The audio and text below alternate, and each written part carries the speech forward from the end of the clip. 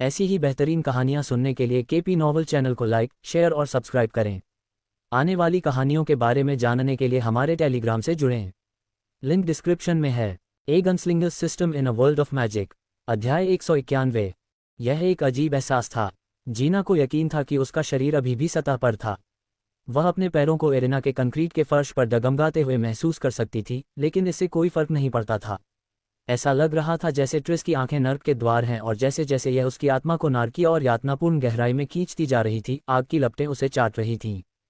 आग की लपटों ने उसके शरीर पर हमला नहीं किया, उन्होंने उसके अस्तित्व पर हमला किया, और जैसे जैसे दर्द बढ़ता गया उसने पाया कि वह चीखने में असमर्थ थी। उसकी आत्मा के पास कोई आवाज़ नहीं थी और इस समय केवल उसकी आत्मा ही मायने रखती थी। वह अनंत काल तक गिरती रही और जब वह आखिरकार रुकी तो वह एक ऐसी आकृति की उपस्थिति में थी जिसे वह पहचानती थी और फिर भी नहीं पहचानती थी। ये ट्रिस थी, लेकिन उसने एक काले रंग का कवच पहना हुआ था जो नरक की गर्मी से जलने वाले निशानों से भरा हुआ था। उसके सिर के किनारों से भयानक सींग निकले हुए थे और उसने अपने हाथों को एक बड़ी तलवार के मूठ पर रखा हुआ था जो उसके जीवन में इस्तेमाल की गई तलवार से भी बड़ी थी। ट्रिस ने कुछ नहीं कहा, लेकिन जिस तरह से वह खड़ी थी और जो अशुभ आभा उस दृश्य पर उतरी थी, उससे ऐसा लग रहा था कि वह निर्णय सुनाने वाली थी। जीना की आंखें चौड़ी हो गईं क्योंकि उसे एहसास हुआ कि वही न्याय किए जाने वाली थी। फिर से उसने अपनी आवाज़ को काम में लाने की कोशिश की, लेकिन इस बार वह चीखने के बजाय दया की भीख मांग रही थी। फिर से उसकी आवाज़ ने उसका साथ छोड़ दिया और फिर यह खत्म हो गया। उसने पाया कि वह अपने शरीर में वापस आ गई थी। वह अब अपने घुटनों पर थी और इस कठिन परीक्षा के बावजूद वह अपने शरीर से जुड़ी हुई थी। उसे पता ही नहीं चला कि यह कब हुआ। उसकी आंखें डर से बाहर निकल आई थीं और पसीने ने उसके कपड़े भिगो दिए थे। अब उसकी आंखें ट्रिस से हट गई थीं और वह फिर से देखने के लिए उन्हें ऊपर उठाने की हिम्मत नहीं कर पा रही थी। क्या ये सब एक भ्रम था? जीना ने सोचा और फिर महसूस किया कि इससे कोई फर्क नहीं पड़ता, क्योंकि अगर यह अनुभव जारी रहता तो निश्चित रूप से उसकी मौत हो जाती। उसे खुशी थी कि वह बच गई, हालांकि उसे नहीं पता था कि कैसे। इस बीच ट्रिस का ध्यान जीना से उस आदमी ने हटा दिया जो अब उनके बीच खड़ा था और अपनी अभिव्यक्ति को निष्क्रिय रखने के लिए संघर्ष करते हुए उसे घूर रहा था। मुझे लगता है कि यह पर्याप्त है, उसने भावशून्य स्वर में कहा। ट्रिस ने अपनी आंखें घुमाई। मैं उसे मारने वाला नहीं था। झूठा, जीना ने अपने मन में चिल्लाया। उसकी आवाज़ ने उसका साथ छोड़ दिया, लेकिन उसे यकीन नहीं था कि अगर उसकी आवाज़ काम करती तो भी वह मुखर हो पाती। नए आने वाले ने भी उस पर विश्वास नहीं किया। उसने चैड की ओर इशारा किया जिसके सिर के पर्दे अब चले गए थे और उसका सिर अभी भी ट्रिस द्वारा गड्ढे में धकेला जा रहा था जो उसे छोड़ने से इनकार कर रही थी। ऐसा नहीं लगता कि हम पीछे हट रहे हैं, उन्होंने कहा। इन संगठित झगड़ों का उद्देश्य रहस्यों का आदान प्रदान करना और एक दूसरे को विकसित होने में मदद करना है। ये हमें एक दूसरे को बेहतर तरीके से जानने में भी मदद करता है ताकि हम मिशन पर जाने पर रणनीति बना सकें। खासकर डंगॉन रेडिंग मिशन। ये हमारे विरोधियों को मौत के घाट उतारने के लिए नहीं है। जैसे कि उन्होंने मेरे साथ ऐसा करने के बारे में 2 बार सोचा होगा, ट्रिस ने सोचा, और एक आह के साथ उसने अपना हाथ चैद के सिर से हटा लिया। चैद के शरीर ने दबाव की कमी के कारण उसके सिर को गड्ढे में धकेल दिया और उसकी गर्दन सामान्य स्थिति में आ गई। ये निश्चित रूप से मोच आ गई थी, लेकिन सौभाग्य से उसके लिए एक वाइकर के रूप में उसकी स्थायित्व ने इसे टूटने से बचा लिया। हालांकि वह हिल नहीं पाया। ऐसा नहीं लग रहा था कि वह हिल सकता है। उस आदमी ने इस पर भौहें चढ़ाईं। प्रभावशाली, धन्यवाद, ट्रिस ने उत्तर दिया, क्योंकि भले ही वह आदमी चैद को देख रहा था, लेकिन प्रशंसा स्पष्ट रूप से उसके लिए थी। आदमी ने उसे देखने के लिए अपनी आंखें उठाईं। अभी मुश्किल से 2 सप्ताह हुए हैं, उसने धीमी आवाज में कहा। डंगॉन रेडिंग के बिना इतने कम समय में इतना सुधार अविश्वसनीय है। वह आश्चर्यचकित लग रहा था, लेकिन वह भ्रमित नहीं था। ऐसा इसलिए था क्योंकि ट्रिस वास्तव में एक वाइकर नहीं थी। उसके लिए प्रक्रिया मुश्किल से शुरू हुई थी जब घटना घटित हुई। जब भी वह लड़ती थी वह मैना को चैनल करती थी, लेकिन वह कुछ और चैनल करती थी, कुछ नारकीय। इसने उसके विकास का समर्थन किया और उसे गति दी। ये कितना लंबा चलेगा यह अज्ञात था और इससे कोई फर्क नहीं पड़ता था, क्योंकि इसने उसे पहले से ही इतना मजबूत बना दिया था कि उसे नौसिखिया नहीं माना जा सकता था। किसी ऐसे व्यक्ति के खिलाफ स्पार के बारे में क्या ख्याल है जिसे आप आसानी से नहीं हरा सकते? आदमी ने पूछा। सच में, गेराल्ड, ट्रिस ने पूछा। इस समूह के साथ रहने के कारण उनके नाम जानना आवश्यक हो गया था, और चूंकि उनमें से अधिकांश ने उसके और स्टीफन के बारे में अपनी भावनाओं को गुप्त रखने की कोशिश नहीं की थी, इसलिए उसने उनके व्यक्तित्व के बारे में भी थोड़ा बहुत जान लिया था। गेराल्ड को भी बाकी सभी की तरह कुछ संदेह था, और भी ज्यादा इसलिए क्योंकि वह उन लोगों में से एक था जो उस समय मौजूद थे जब ये सब हुआ था। लेकिन मॉर्ड एलेरिक के नियंत्रण में सबसे मजबूत वाइकर में से एक होने के नाते उसने कमांडर की भूमिका निभाई और निष्पक्ष रहने की कोशिश की।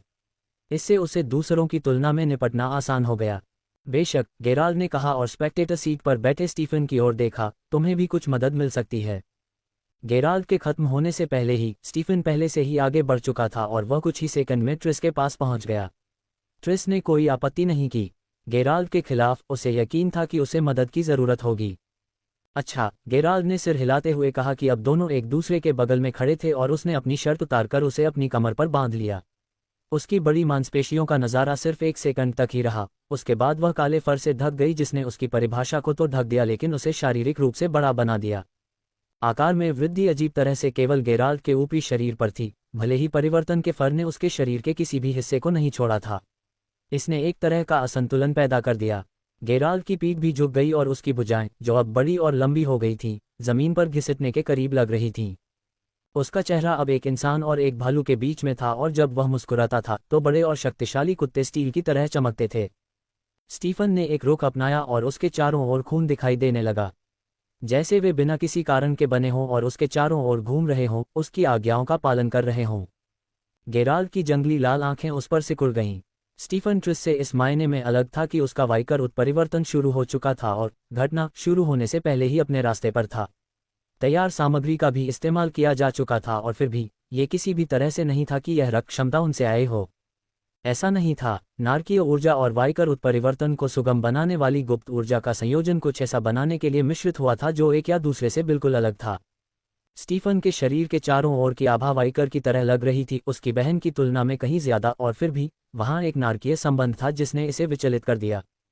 हालांकि वह अपनी बहन, जो कि शैतान की पूजा करने वाली थी, जितनी तेजी से विकसित नहीं हुआ, फिर भी स्टीफन के विकास ने नए वाइकर को शर्मसार कर दिया। गेराल्ड को लगा कि अगर ट्रिस कम से कम हमेशा के लिए बर्बाद हो गई और उसकी आत्मा अब शैतान की हो गई, तो स्टीफन को अभी भी बचाया जा सकता है और उसके भगवान मॉर्ड एलेरिक के लिए एक योग्य उपकरण में ढाला जा सकता है। 1 मिनट या उससे ज्यादा समय तक वे एक दूसरे के सामने खड़े रहने के अलावा कुछ नहीं करते रहे। कुछ दर्शक वाइकर मंच पर चढ़ गए और चैड को वहां से ले गए ताकि वह उस लड़ाई में न फंस जाए जो शुरू होने वाली थी। वे जीना को भी दूर ले गए क्योंकि ऐसा लग रहा था कि वह अपनी नारकीय पीड़ा के बाद से अपने शरीर पर नियंत्रण नहीं पा सकी थी। ट्रिस की आंखें फड़कने लगीं और जैसे ही वे चली गईं, वह आगे बढ़ गई। वह जितनी तेजी से हो सकती थी उतनी तेजी से भागी ताकि वह दौड़कर ऊपर से गेराल्ड पर गिर सके। गेराल्ड ने एक तरफ से कदम बढ़ाया और उसके चेहरे के किनारे पर मुक्का मारा। तारांकन बम, तारांकन। मुक्का लगा और ट्रिस उड़ गई। वह संभलने में कामयाब रही, अपने परिवर्तन के बाद प्राप्त सहज ज्ञान के अनुसार खुद को निर्देशित होने दिया और अपने चेहरे के किनारे पर घाव को सहलाते हुए गिरने से पहले एक चक्कर लगाया। जैसे ही गेराल्ड ने मुक्का मारा, उसकी सहज ज्ञान ने उसे एक प्रक्षेप्य के बारे में चेतावनी दी और वह खून से बने भाले से बचने के लिए समय रहते किनारे की ओर झुक गया। अफसोस, भाला उसके सामने से गुजरते ही टूट गया। ये छोटे खंजरों में बदल गया जो उस पर एक ऐसी बौछार में वार करने लगे जिससे वह पूरी तरह से बच नहीं सका। आहा, उसने लगभग आश्चर्य से कहा जब कुछ ने उसे छुरा घोंपा और खून बहाया, लेकिन उसका आश्चर्य और बढ़ गया जब उसके घावों को बनाने वाले खंजरों से कुछ बूंदें अलग होकर उसके खून में मिल गईं और उन्हें छोटे छोटे तीरों में बदल दिया जो उसके खुले घावों के माध्यम से उसके चेहरे में घुस गए। वह चिल्लाया और इस तरह के हेरफेर की भयावहता से उसकी आंखें चौड़ी हो गईं।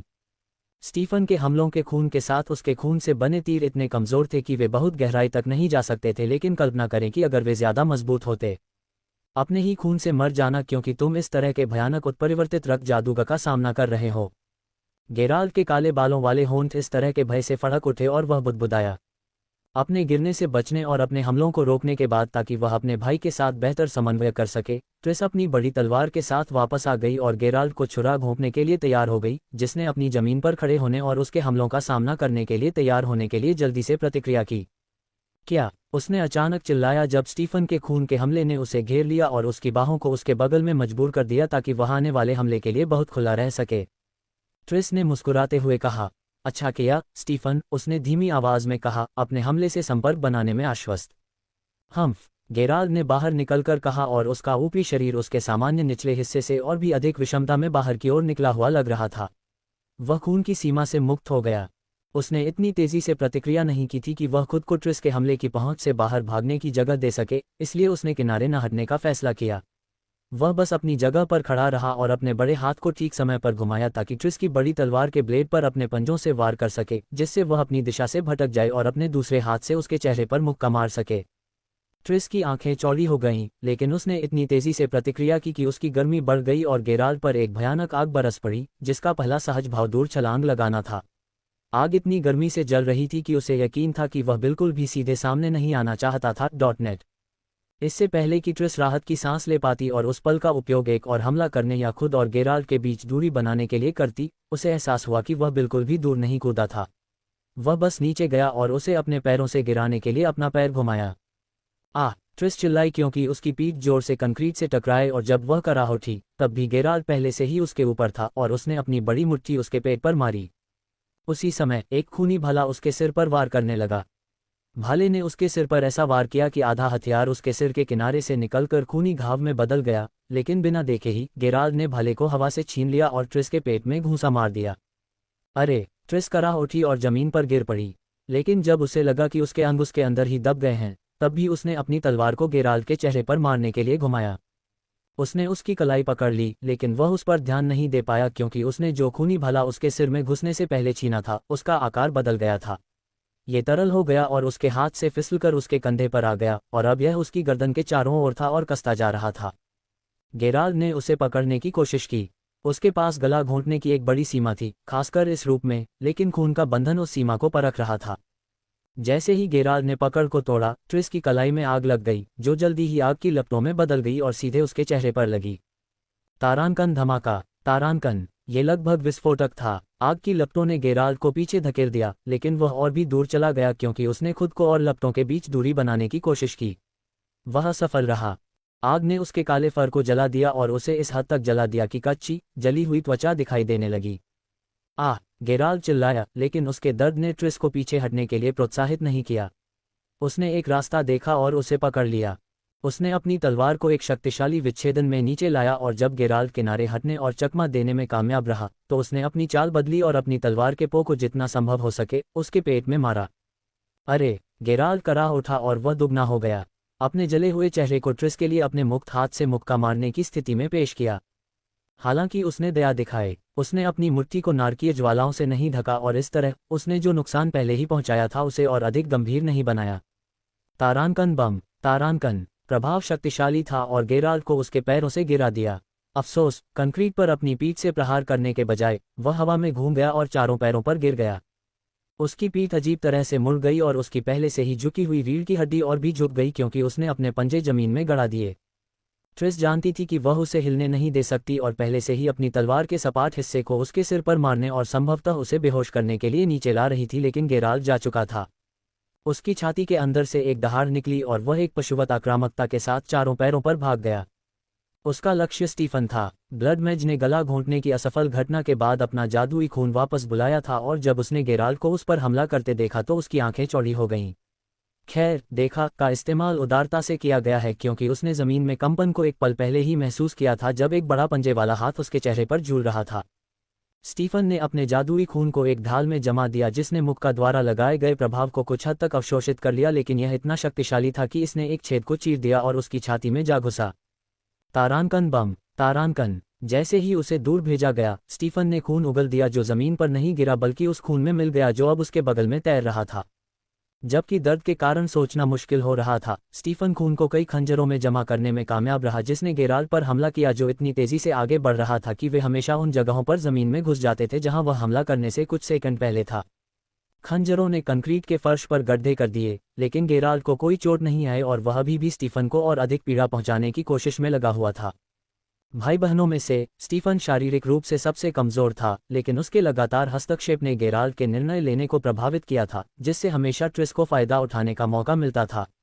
उसे बाहर निकालना आसान होता और एक बार जब वह लड़ाई से बाहर हो जाता तो गेराल्ड अपना ध्यान ट्रिस पर केंद्रित कर सकता था। उससे दूर हो जाओ! चिल्लाहट इतनी स्पष्ट सुनाई दी कि गेराल्ड को यकीन था कि ट्रिस उसके कान के ठीक पास है, लेकिन वह नहीं थी। ट्रिस इतनी तेज नहीं थी कि वह ऐसा करने के लिए उसकी हरकतों का अनुसरण कर सके और इससे पहले कि गेराल्ड ये सोच पाता कि उसने ये कैसे किया, उससे ऐसे बात की जैसे वह उसके करीब थी जबकि वह थी ही नहीं। गेराल्ड और स्टीफन के बीच अभी भी 2 फीट की दूरी में नरक की आग की एक दीवार धधक उठी। ट्रिस वास्तव में गेराल्ड की हरकतों का अनुसरण करने के लिए पर्याप्त तेज नहीं थी, लेकिन वह स्टीफन का अनुसरण कर सकती थी, इसलिए उसने उसके सामने निशाना साधा और उस हमले को विफल कर दिया जिसके बारे में उसे पता था कि वह उस पर आने वाला था। नरक की आग की दीवार इतनी करीब आ गई कि इसने गेराल्ड की बाहों के बालों को लगभग जला दिया और जैसे ही वह तेजी से फिसलकर रुकने लगा, एक पल ऐसा आया जब उसकी गति धीमी हो गई क्योंकि उसने दिशा बदलने की कोशिश की। तभी ट्रिस ने हमला किया, या कम से कम वह ऐसा करना चाहती थी।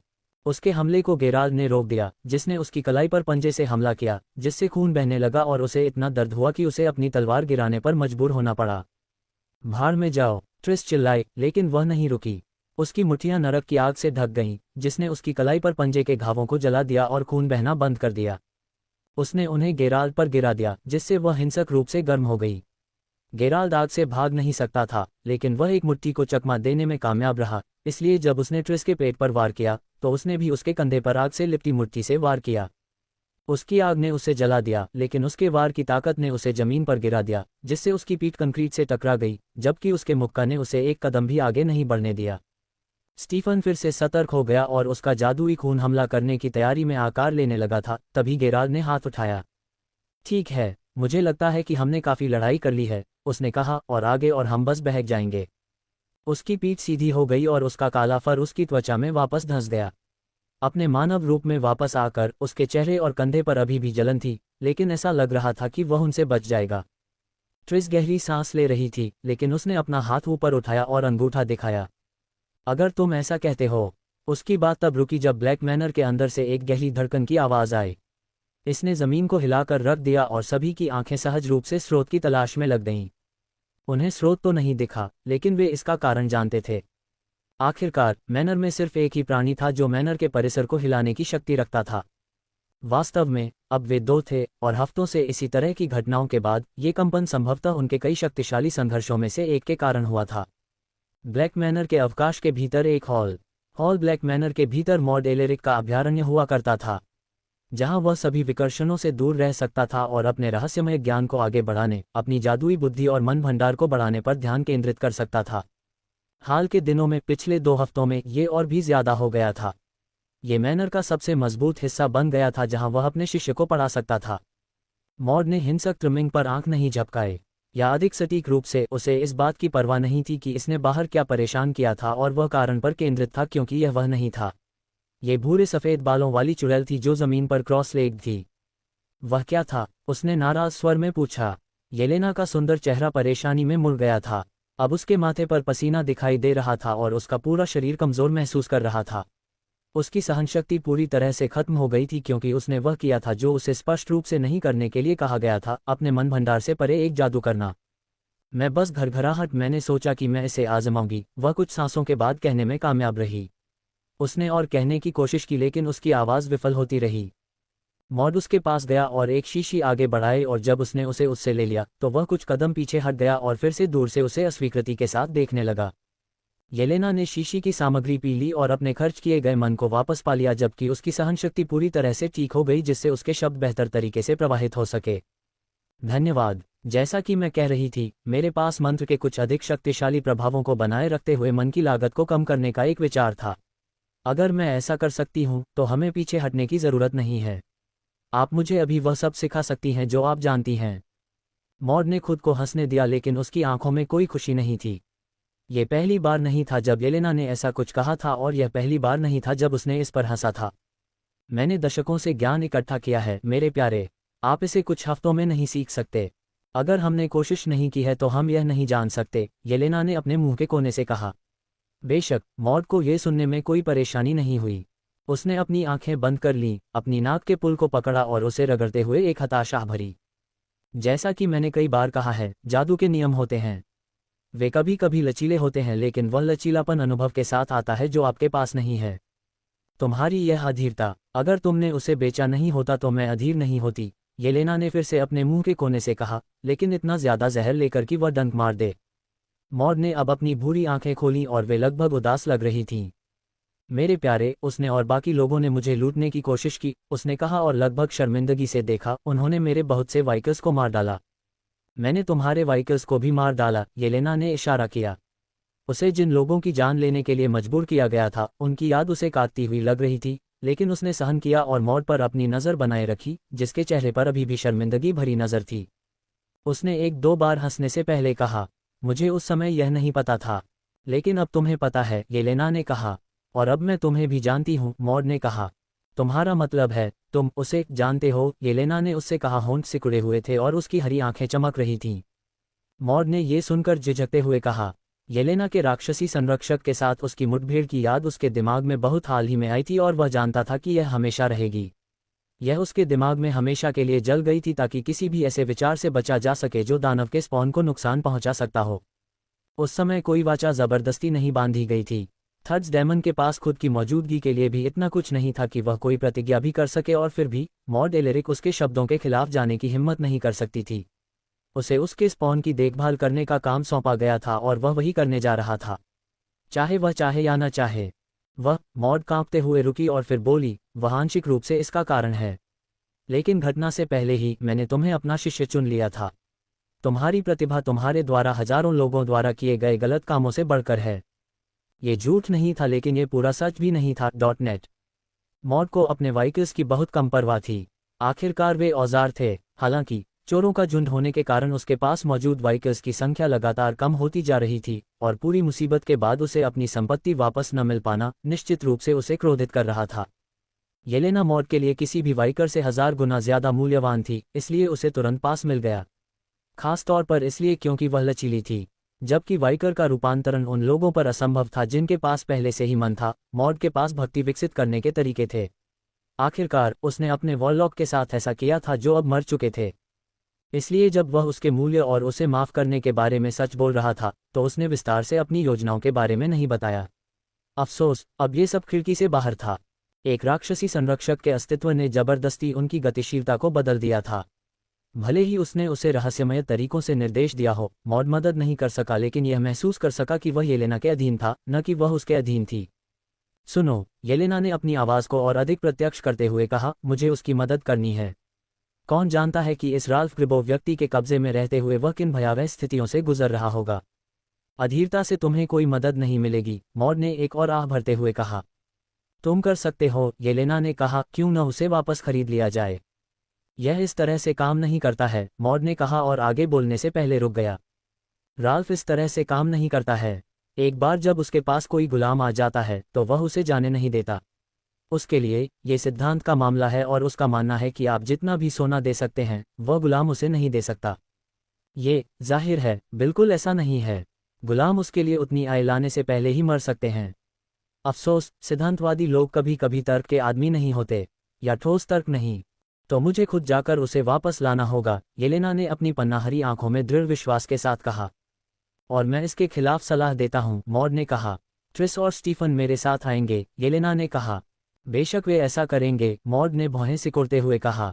जबकि उसके दोनों लाल बालों वाले भाई बहनों से कोई वास्तविक संबंध नहीं था, मॉड अभी भी स्टीफन के साथ अधिक सहज था, जो कम से कम एक वाइकर की तरह महसूस करता था, कुछ हद तक। हालांकि ट्रिस अलग थी। अजीब, वह इस हॉल में प्रशिक्षण के दौरान छोड़कर लगातार येलेना के आसपास मंडराती थी, और वह केवल इसलिए था क्योंकि उसे यहां आने की अनुमति नहीं थी। यह अभी भी खतरनाक होगा, मॉड ने खुद को अपने विचारों से बाहर निकालने के बाद कहा।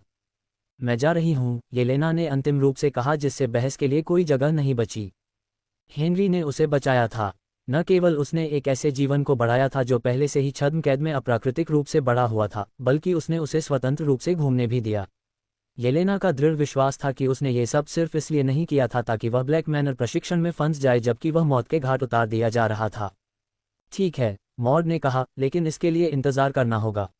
आपके मन भंडार और आपकी बुद्धिमत्ता के बीच बहुत ज्यादा असमानता है। बुद्धिमत्ता आपके मंत्रों को मापती है, इसलिए यदि आप सावधान नहीं हैं, तो जो मंत्र आपके मन की सीमा के भीतर होने चाहिए, वे आपकी बुद्धिमत्ता को बहुत ज्यादा डालने पर उससे ज्यादा हो जाएंगे। इससे पहले कि आप इसे सक्रिय रूप से आजमाना शुरू करें, ये पहले से ही एक जोखिम था। अपने भंडार को बेहतर बनाने के लिए आपको रहस्यमय अभ्यास की जरूरत है। आपको धैर्य की जरूरत है। ठीक है, ठीक है, येलेना ने कहा, लेकिन वह स्पष्ट रूप से इसे नकार रही थी। मॉड ने इसका जिक्र न करने का फैसला किया। उसकी दृढ़ता शायद एक अच्छी बात हो सकती है, और अगर चीजें गड़बड़ा जाती तो वह यहाँ था। ठीक है, उसने कहा, चलो फिर से कोशिश करते हैं। येलेना ने एक गहरी सांस ली और अभ्यास की शुरुआत का संकेत देने के लिए उसके नीचे एक जादुई घेरा दिखाई दिया, लेकिन इससे पहले कि वह उस अभ्यास में डूब जाए जो उसके ध्यान को मजबूत न करने वाले सभी विचारों को प्रतिबंधित कर देगा, उसने एक दृढ़ विचार किया। मैं आ रही हूँ, हेनरी। मरना मत। अल्वारिन शहर के परिवेश में ब्रीम पर्वत। उफ, लुई, हेनरी ने शांति से पुकारा, उसकी टोपी उसके चेहरे पर छाया डाल रही थी। उस समय एक चट्टान थी, लुइस ने बुदबुदाते हुए कहा, और फिर उसने देखा कि एंडर उसे घूर रहा है और अपना गला साफ किया। ठीक है, मैं शिकायत करना बंद कर दूंगा, हेनरी ने हंसते हुए कहा। आप शिकायत कर सकते हैं, उसने कहा, बस कोशिश करें कि मुझे सुनने न दें। मेरा ध्यान उस जगह से हट जाता है जहां उसे होना चाहिए। वे तीनों चट्टानों पर लेटे हुए थे और रिज की सीमा पर स्थित कई पहाड़ों की चोटी पर चट्टानों की संरचनाओं के पीछे छिपे हुए थे, जिस पर वे नीचे देख रहे थे, उस रास्ते पर जहां से उनके लक्ष्य जल्द ही आने वाले थे। मैं बस ये बताना चाहता हूं कि घोड़े नीचे नहीं लेटे हैं, लुइस ने थोड़ी सी बड़बड़ाहट के साथ कहा और अपने पीछे इशारा किया जहां दो घोड़े जमीन पर अपने खुरों को खुजला रहे थे। घोड़े नज़र से दूर हैं, मैंने ये सुनिश्चित किया है, लेकिन अगर हम वहां रुकते तो हम नहीं कर पाते। हेनरी ने रुककर सिर हिलाया। आप जानते हैं, क्या आप घोड़ों के करीब खड़े हो सकते हैं? सुनिश्चित करें कि आप उनसे लगभग 2 कदम पीछे रहें ताकि वे पूरी तरह नज़र से दूर रहें। मैं उनके बगल में फर्श पर बैठूंगा, लुइस ने खड़े होकर कहा और नीचे झुककर चला गया। और भी बेहतर, हेनरी ने सिर हिलाते हुए कहा। इस सारी सावधानी के पीछे एक कारण था, बेशक वे पिछले 2 दिनों से इस तरह से स्काउटिंग कर रहे थे, लेकिन आज सभी दिनों में से ये लगभग निश्चित था कि गुलाम कारवां आ जाएगा। अगर खुफिया जानकारी सही थी तो ये सेनानियों और यहाँ तक कि जादूगरों का एक समूह होगा, और लापरवाही से वे घात लगाने से पहले ही उनका पर्दाफाश कर देंगे। दुश्मनों की संभावित बड़ी कंपनी के खिलाफ आश्चर्य का तत्व आवश्यक था। उसके लिए खेद है, एंड ने धीमी आवाज में कहा, लेकिन अन्यथा शांत स्थान पर लुइस निश्चित रूप से सुन सकता था। तुम उसके लिए माफी क्यों मांग रहे हो? तुम उसके लिए जिम्मेदार नहीं हो, हेनरी ने कहा। एंडोर ने भौहें सिकुड़ते हुए अपने होंठ सिकुड़े। इसके अलावा उसे शिकायत करने का अधिकार है। मुझे भी अपना पहला स्टेक आउट बहुत बुरा लगा था और मैं पत्थरों की बजाय घास पर लेटा था, हेनरी ने ठहाका लगाने के लिए रुककर कहा, और जब उसने आगे कहा तो उसकी आवाज़ और भी गंभीर हो गई। हालांकि मैंने उस दिन शिकायत नहीं की। अगर मैंने शिकायत की होती तो मेरे चेहरे पर एक तरफ से मुक्का मारा जाता। यहाँ ऐसा नहीं है। आखिरी चीज़ जो मैं चाहता हूँ वह यह है कि आप सभी राय या शिकायतें साझा करने से डरें। अरे, मैं पहले से ही इस खतरनाक काम को करने के लिए बहुत बुरा महसूस कर रहा हूँ। मैं तुम्हें नहीं छोड़ूंगा, एंडोर ने कहा। हेनरी ने आह भरी। तो तुमने कहा, उसने कहना शुरू किया, लेकिन एंड ने अभी भी कहा था। और राल्फ ग्रिब्बो के पीछे जाना भी मेरे लिए महत्वपूर्ण है। तुम सिर्फ एक दिन के लिए उस आवास में थे, हेनरी। मैं महीनों तक वहां रहा। मुझे पहले से ही छोटे मोटे कामों के लिए इस्तेमाल किया जा रहा था। मुश्किल से कुछ बच पाया। बहुत से गुलामों को मरते देखा और वे हफ्ते के अंत में और भी गुलामों को लेकर आ गए। मैंने देखा कि जब झटके बर्दाश्त से बाहर हो गए तो वहां हर कोई भागने के बारे में सोचना छोड़ देता है। कोई भी इस तरह जीने का हकदार नहीं है। इसलिए मैं आपके काम की सराहना करता हूं। मैंने मदद की, लुइस ने पीछे से आवाज लगाई। और इसलिए मैं भी दूसरों के लिए ऐसा ही करना चाहता हूं। एंड ने ऐसा कहा जैसे उसने उसे सुना ही न हो। मुझे ये सुनकर खुशी हुई, हेनरी ने सिर हिलाते हुए कहा। तुम्हें लुई की अधिक सराहना करनी चाहिए। उसके बिना हम आज़ाद नहीं हो सकते थे। उसने योजना बनाई और एको को आज़ाद किया। उसकी योजना हमें मार सकती थी, लेकिन ये काम कर गई। शुक्र है। मुझे पता है, एंड ने कहा, और जब लुई अपनी प्रशंसा मांगने के लिए अपना मुंह खोलने वाला था तो एंड ने कहा, लेकिन वह इसका इतना जिक्र करता है कि मेरा इसके बारे में बात करना बेमानी होगा। अगर उसने पहले ही अपनी प्रशंसा कर ली है तो मुझे क्यों करना चाहिए? मैं इसका इतना जिक्र नहीं करता, लुई ने धीरे से कहा और फिर हार मानकर कहा। लेकिन ठीक है, मुझे लगता है अगली बार जब मैं तुम्हारी जान बचाऊंगा तो मैं इसका जिक्र नहीं करूंगा। अगर तुम काफी देर तक रुकोगे तो मैं तुम्हारी प्रशंसा कर सकता हूं, एंड ने सिर हिलाते हुए कहा। मुझे यह नहीं चाहिए, लुई ने उदारता से कहा। एक अच्छा काम अपने आप में एक पुरस्कार है। अच्छा, फिर चुप हो जाओ, एंडोर ने अपने मुंह के कोने से कहा। लुई ने भौहें सिकुड़ी, लेकिन कुछ और नहीं कहा। हेनरी ने ठहाका लगाया, लेकिन फिर चुप हो गया। यह अच्छा था, इसने यादें ताज़ा कर दीं। उनमें से ज्यादातर अच्छी थीं। पिछले कुछ दिन थोड़े नीरस रहे थे। जबकि वह एलोइस को योजनाओं से जितना हो सके दूर रखना चाहता था, उसे जानकारी के लिए उसकी ज़रूरत थी और वह भी हर दिन जांच करती रहती थी।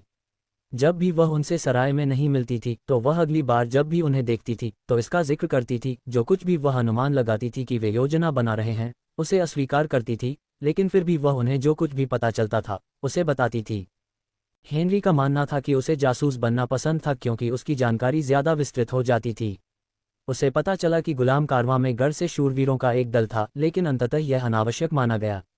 जाहिर है, इसकी रखवाली करने वाली कंपनी पहले से ही काफी बड़ी थी। चूंकि वे पहले से ही अल्वारेन के इतने करीब थे, इसलिए किसी भी खतरे को टाला जा सकता था, क्योंकि अब वे ऐसे क्षेत्र में थे जहां राल्फ ग्रिबो और उसके साथी गुलाम मालिकों के पास इतनी शक्ति थी कि केवल एक मूर्ख ही कारवां पर हमला करने की कोशिश कर सकता था। हेनरी खुश था कि वह मूर्ख था। गढ़ को बताया गया था कि कारवां किस मार्ग से जाएगा, जबकि वे शूरवीरों के एक दस्ते की पेशकश करने पर विचार कर रहे थे और एलोइस ने जानकारी दी, भले ही उसने ये जानकारी गुजरते समय और बातचीत के दौरान दी हो। आपकी अगली यात्रा MVLA योजक चिन्ह novelbun.net पर प्रतीक्षा कर रही है। इसके बाद एंडर और लुइस दोनों खरीदारी करने गए। एंडर एक ऐसा भाला नहीं ढूंढ पाया जो उसे इको के भाले से बेहतर काम आ सके। जब उसने हथियार का मूल्यांकन किया तो उसे एहसास हुआ कि उसे अभी भी हथियार की असली क्षमता का पता लगाना बाकी है, क्योंकि वह वर्तमान में इसके लिए बहुत कमज़ोर था। मूल्यांकनकर्ता ने तब इसे पाने की कोशिश की और बहुत सारा सोना भी देने की पेशकश की, लेकिन एंडर ने हार नहीं मानी। कालकोट्री से प्राप्त शील्ड भी उस समय के लिए सबसे अच्छी साबित हुई, इसलिए उसने अपने लिए एक स्टोरेज ब्रेसलेट खरीद लिया जिसमें हथियार रखे जा सकें।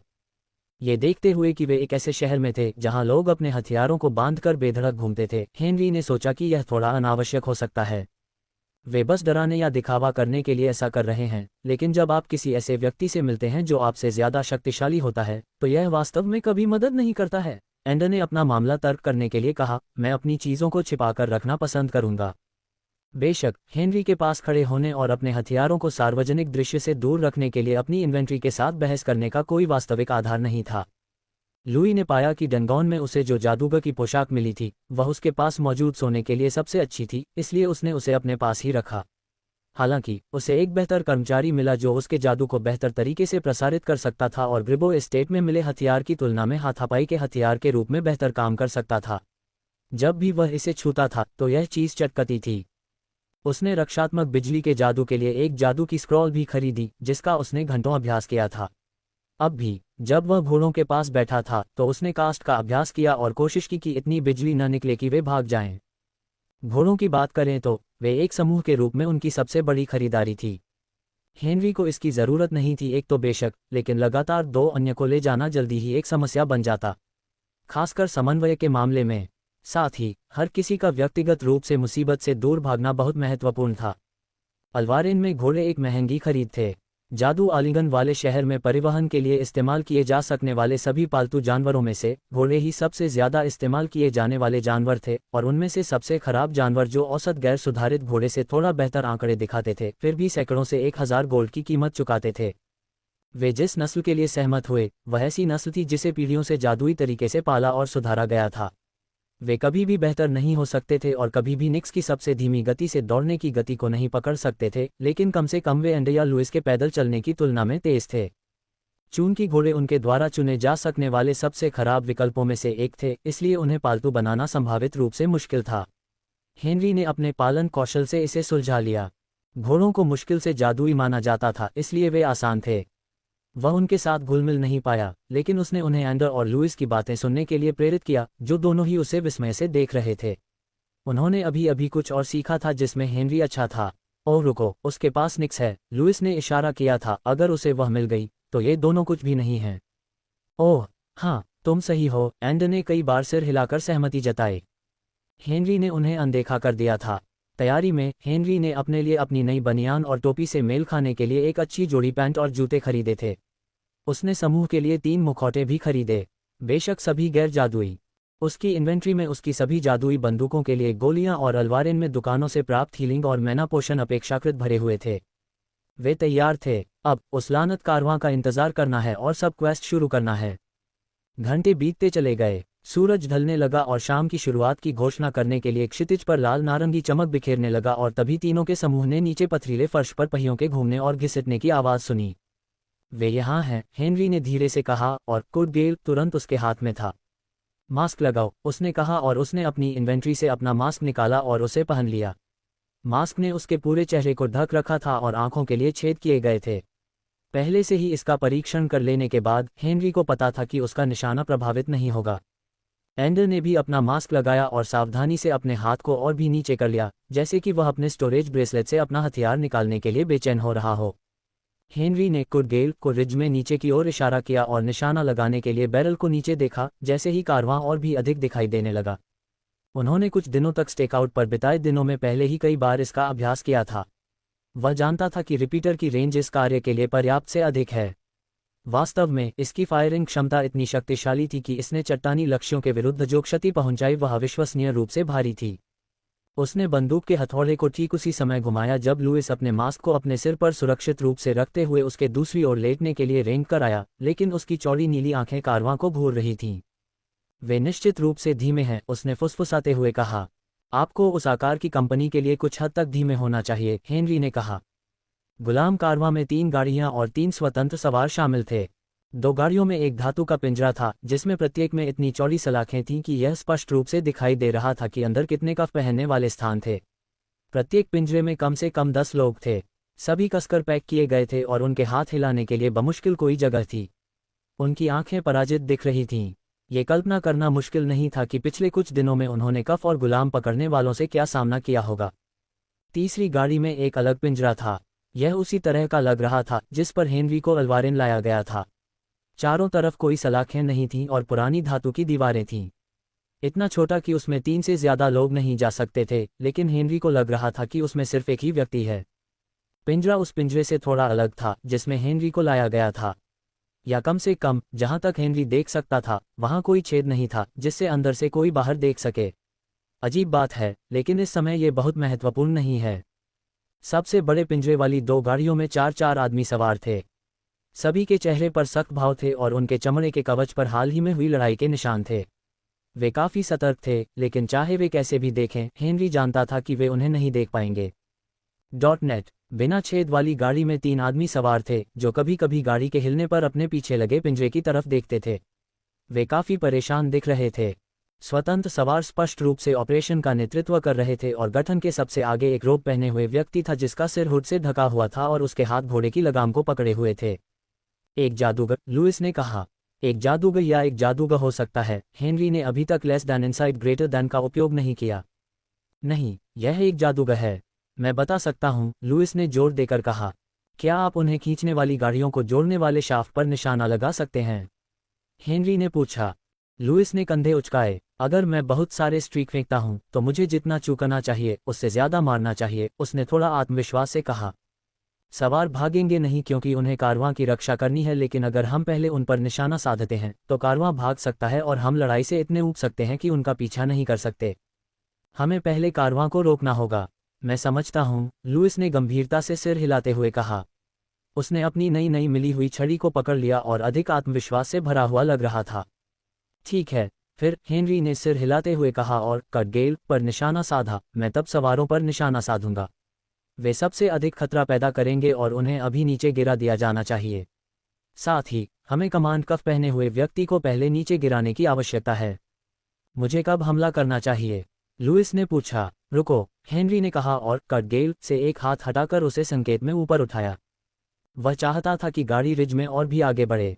आगे बढ़ना धीमा था, लेकिन आखिरकार कारवां ठीक वहीं था जहां हेनरी उन्हें चाहता था, इसलिए उसने लुई को अपना हाथ नीचे करके अपना जादू चलाने का संकेत दिया। ऐसा लग रहा था जैसे लुई पहले से ही गुप्त रूप से जादू कर रहा था, क्योंकि उसने अभी अभी आखिरी कुछ शब्द जोर से बोले थे और उसके सिर के ऊपर एक विशाल जादू का घेरा बन गया था। जिस क्षण लुई ने जादू पूरा किया, हेनरी ने देखा कि बागे पहने सवार का सिर प्रतिक्रिया में हिल रहा था। उन्हें सुनने में सक्षम नहीं होना चाहिए था, खासकर जब लुई फुसफुसाते हुए बोल रहा था। उसने इस तथ्य के बारे में अपेक्षाकृत सुनिश्चित होने के लिए पर्याप्त परीक्षण किए थे। हेनरी ने देखा कि बागे पहने सवार की तरह किसी और ने प्रतिक्रिया नहीं की थी, इसलिए उसने निष्कर्ष निकाला कि ऐसा नहीं था कि लुई की आवाज़ सुनी गई थी, बल्कि उसके जादू ने प्रतिक्रिया उत्पन्न की थी। और फिर विशाल जादू का घेरा इतना बड़ा हो गया कि वह हर जगह से ध्यान आकर्षित कर रहा था, लेकिन काम पहले ही पूरा हो चुका था। क्राका क्रैकल क्राका धमाका, तारांकन। जब धारियां रिज में गिरी और घोड़ों और उनके द्वारा खींची जा रही गाड़ियों के बीच जमीन पर लगी तो आवाजें बहुत तेज थीं। कारवां अपेक्षाकृत सीधी रेखा में आगे बढ़ा, जिससे लुइस के लिए निशाना लगाना थोड़ा आसान हो गया। साथ ही उसने बस ये सुनिश्चित किया कि वह बीच की जगह पर निशाना लगाए, ताकि अगर धारियां कभी गलत हो जाएं तो नुकसान सिर्फ गाड़ियों या घोड़ों को ही हो, जिससे गाड़ी को पूरी तरह से रोकना पड़े। तारांकन धमाका, तारांकन, तारांकन धमाका, तारांकन, तारांकन धमाका, तारांकन। शाफ्ट एक के बाद एक टूटते गए। कुछ घोड़ों को बिजली का झटका लगा, लेकिन जो भी नुकसान उन्हें हुआ वह रुका हुआ लग रहा था, क्योंकि वे दर्द से कराहते हुए भाग रहे थे। जादू से हुई क्षति की वजह से गाड़ी के अगले हिस्से पर चोट लगी और यहाँ तक कि गाड़ी में सवार कुछ लोग भी घायल हो गए, लेकिन दर्द से चिल्लाने और अपनी सीट से उछलकर जमीन पर गिरने और अपनी चोटों का इलाज करने के अलावा ऐसा लग रहा था कि वे बच जाएंगे। सभी की नज़रें पहले से ही उनकी ओर घूम चुकी थीं, लेकिन हेनरी ने वैसा ही किया जैसा उसने कहा था और व्यक्तिगत सवारों में से एक पर निशाना साधा। उसने ट्रिगर खींचा, लेकिन उसका शॉट एक गोलाकार ढाल द्वारा अवरुद्ध हो गया। ढाल में उतार चढ़ाव हुआ और जब कटगेल से मैना संक्रमित गोली चली तो प्रभाव बिंदु से एक हिंसक छप हुई, लेकिन इसने गोली के सबसे बुरे प्रभाव को अवशोषित कर लिया और लक्ष्य को सुरक्षित छोड़ दिया। जैसे ही रोब पहनने वाले ने अपने सहयोगी की रक्षा के लिए सुरक्षात्मक ढाल डाली, उन्होंने हेनरी, लुइस और एंडर की ओर देखा, जिस दिशा से हाल ही में 2 हमले हुए थे। जैसे ही जादूगर पहनने वाले ने उन पर नजर डाली, हुड पीछे हट गया और हेनरी ने देखा कि निस्संदेह एक स्त्री का चेहरा था। ये बहुत ही सुंदर था, भले ही वह उन्हें घूर रही थी और यह कितना भी घृणित क्यों न लग रहा हो। यह अवलोकन अधिकतम 1 सेकंड तक चला क्योंकि उसने अपनी लगाम से एक हाथ हटाया और उसे उनकी दिशा में बढ़ाया। हेनरी ने उसके हाथों पर ध्यान दिया, जो पतले, नाजुक थे, जिनमें प्रत्येक उंगली से लंबे नुकीले नाखून निकले हुए थे, और उसे आश्चर्य हुआ कि उसने पहले कैसे नहीं देखा कि वह महिला थी। उसने निष्कर्ष निकाला कि वह आगे के कार्य पर इतना केंद्रित हो गया होगा कि ध्यान नहीं दे पाया। तभी नाखून वाली उंगलियों के सामने एक नीला जादू का घेरा दिखाई दिया और उसमें से पानी की एक शक्तिशाली धारा निकली। पानी का झोंका इतना चौड़ा था कि उसने जादूगर को देखने से रोक दिया और इससे पहले कि वह हमला करे, उसने एक जोरदार हवा भरी जिसने हेनरी के बालों को पीछे की ओर उड़ा दिया। अगर उसकी टोपी उसके सिर पर जादुई तरीके से नहीं लगी होती तो वह उड़ जाती। आवरण करो, हेनरी ने जादू के घेरे के दिखाई देने के क्षण से ही चिल्लाया था। एंडर ने पहले ही अपने स्टोरेज ब्रेसलेट से अपनी ढाल निकाल ली थी और उसे अपने सामने रखा था। उसी समय लुइस बिजली की एक ढाल बनाने में कामयाब रहा जो आने वाले खतरे का सामना करने के लिए चटकती थी। लेस देन शील्डिंग की टोपी ग्रेटर देन को सक्रिय करना। जैसे ही उसने सिस्टम द्वारा प्रस्तुत विकल्प को चुना ताकि वह अपनी टोपी के प्रभाव को सक्रिय कर सके, हेनरी के शरीर के चारों ओर एक नीली धुंध में एक अंडाकार ढाल दिखाई दी। ये सब पानी के विस्फोट से ठीक 1 सेकंड पहले किया गया था। जिस दिशा से यह आया था, हमला ऊपर की ओर चला गया और ऊपर आसमान में ज्यादातर कुछ भी नहीं टकराया। हालांकि इसने चट्टानों के उस समूह पर हमला किया जिसके पीछे गैंग छिपा हुआ था, इसलिए इस तथ्य के अलावा कि इसने उन सभी को दूर पटकने के लिए पर्याप्त बल पैक किया था, इसने चट्टानों के टुकड़ों को भी खोद निकाला जिसने उनकी अलग अलग ढालों को चुनौती दी। विस्फोट के समय तीनों के गिरोह ने जो भी आवाजें निकाली वे सभी अपनी ढालों के साथ उड़ गए, जो हमले के प्रभाव को रोकने में मुश्किल से सक्षम थीं। वे बहते पानी की आवाज में डूब गईं, जिसके बाद चट्टानों के टूटने और चारों ओर पटकने की तेज आवाजें आईं। हेनरी की ढाल उन बड़े पत्थरों के खिलाफ टिकी रही जो उस पर टूट रहे थे, लेकिन इससे वह जमीन पर नहीं टिक पाया, इसलिए उसे कई फीट पीछे हटना पड़ा। फिर भी वह नीले अंडाकार में घिरा हुआ था। घोड़े अपने पिछले पैरों पर खड़े हो गए और संकट की आवाजें निकालने लगे। वे मलबे के साथ साथ पानी के विस्फोट के प्रभाव की शक्तिशाली आवाज के साथ भागने के लिए पूरी तरह तैयार लग रहे थे। रुको, हेनरी ने उन्हें भागने से पहले आदेश दिया। उन्होंने कुछ खर्राटे लिए और बेचैनी से जमीन को खरोंचा, लेकिन वे अपनी जगह पर ही रहे। उफ, एंडर ने कराहते हुए कहा। उसकी ढाल टिकी हुई थी, लेकिन इसकी सुरक्षा इतनी चौड़ी नहीं थी कि वह चट्टानों से टकराने से बच सके। लुई भी जमीन पर हिलने लगा। उसकी बिजली की ढाल ने काफी अच्छा काम किया था। इससे चट्टान का कोई भी टुकड़ा उसके शरीर से संपर्क में आने से पहले ही चकनाचूर हो जाता था। बेशक ये केवल उन लोगों पर लागू होता था जो सीधे उस पर आते थे, लेकिन फिर भी यह अच्छी सुरक्षा थी। क्या तुम ठीक हो? हेनरी ने उनसे पूछा और अपने पैरों पर खड़ा हो गया। उनके कवर उड़ जाने के बाद जमीन पर लेटने की कोई जरूरत नहीं थी। मैं जीवित रहूंगा, लुइस ने जवाब दिया। मैं ठीक हूं, एंडर ने बड़बड़ाते हुए कहा जब दोनों हेनरी के बगल में खड़े थे और उसके साथ रिज में नीचे देख रहे थे। जादूगरनी ने अपनी आंखें उन पर सिकोड़ ली थीं और उसने अपना हाथ नहीं छोड़ा था। उसकी उंगलियों से नीली धारियों में मन निकल रहा था और एक जादू के घेरे में जम गया। और भी है, हेनरी ने कटगेल के चारों ओर अपनी पकड़ मजबूत करते हुए कहा, जिसे उसने पानी के विस्फोट से बैंगनी विस्थापन के दौरान नहीं छोड़ा था। अपने घोड़ों पर चढ़ो। लुइस और एंडोर दोनों ने तुरंत आज्ञा का पालन किया और अपने घोड़ों को लेकर चले ही थे कि पानी की धाराएं आ गईं। लगातार धमाकों से और भी चट्टानें टूट गईं और चट्टानें इधर उधर उड़ने लगीं। निक्स, हेनरी ने अपने मन में पुकारा। मैं यहाँ हूँ, निक्स ने उत्तर दिया और एक शक्तिशाली नी तारांकन के साथ वह हेनरी की छाया से बाहर निकल आई, जहाँ वह नजरों से दूर रहने के लिए छिपी हुई थी और इस तरह के क्षणों के लिए अभिनय करने के लिए पर्याप्त करीब थी। हेनरी ने उसकी लगाम पकड़ी और सतह पर आने के बमुश्किल 1 सेकंड बाद खुद को उसकी काठी में खींच लिया और फिर जमीन हिलने लगी। तारांकन, गड़गड़ाहट, तारांकन। हेनरी की आंखें चौड़ी हो गईं क्योंकि उसे एहसास हुआ कि जादूगर की योजना सिर्फ उन पर चट्टानी मलबा गिराने से कहीं आगे बढ़ गई थी। पानी की धाराओं ने उस क्षति को जारी रखा था जो पानी के विस्फोट के हमले से शुरू हुई थी, और समूह ने जिस चट्टानी संरचना को अपना छिपने का स्थान बनाया था उसका पूरा ऊपरी हिस्सा टूटने लगा था। इससे भूस्खलन हुआ जिससे जमीन यात्रा के लिए बहुत हिल गई। लुइस और एंडर को उनके घोड़ों द्वारा पहले ही अपेक्षाकृत सुरक्षित स्थान पर ले जाया जा चुका था, इसलिए निक्स और हेनरी ही वास्तव में खतरे में थे। आत्मविश्वास से भरी सांसों के साथ निक्स का शरीर less than shadow dash greater than की छायादार धुंध में लिपट गया और उसकी हरकतें हल्की होती दिखीं। वह व्यावहारिक रूप से दरार वाली जमीन पर तैरती हुई चली गई क्योंकि वह हेनरी को क्षतिग्रस्त क्षेत्र से आगे ले गई और उनकी परेशानियों के कारण से मिलने के लिए रिज में नीचे उतरना शुरू कर दिया। उसने लुइस और एंडर के घोड़ों को पकड़ लिया और आसानी से उनसे आगे निकल गई, भले ही उसने अब less than shadow dash greater than को निष्क्रिय कर दिया था।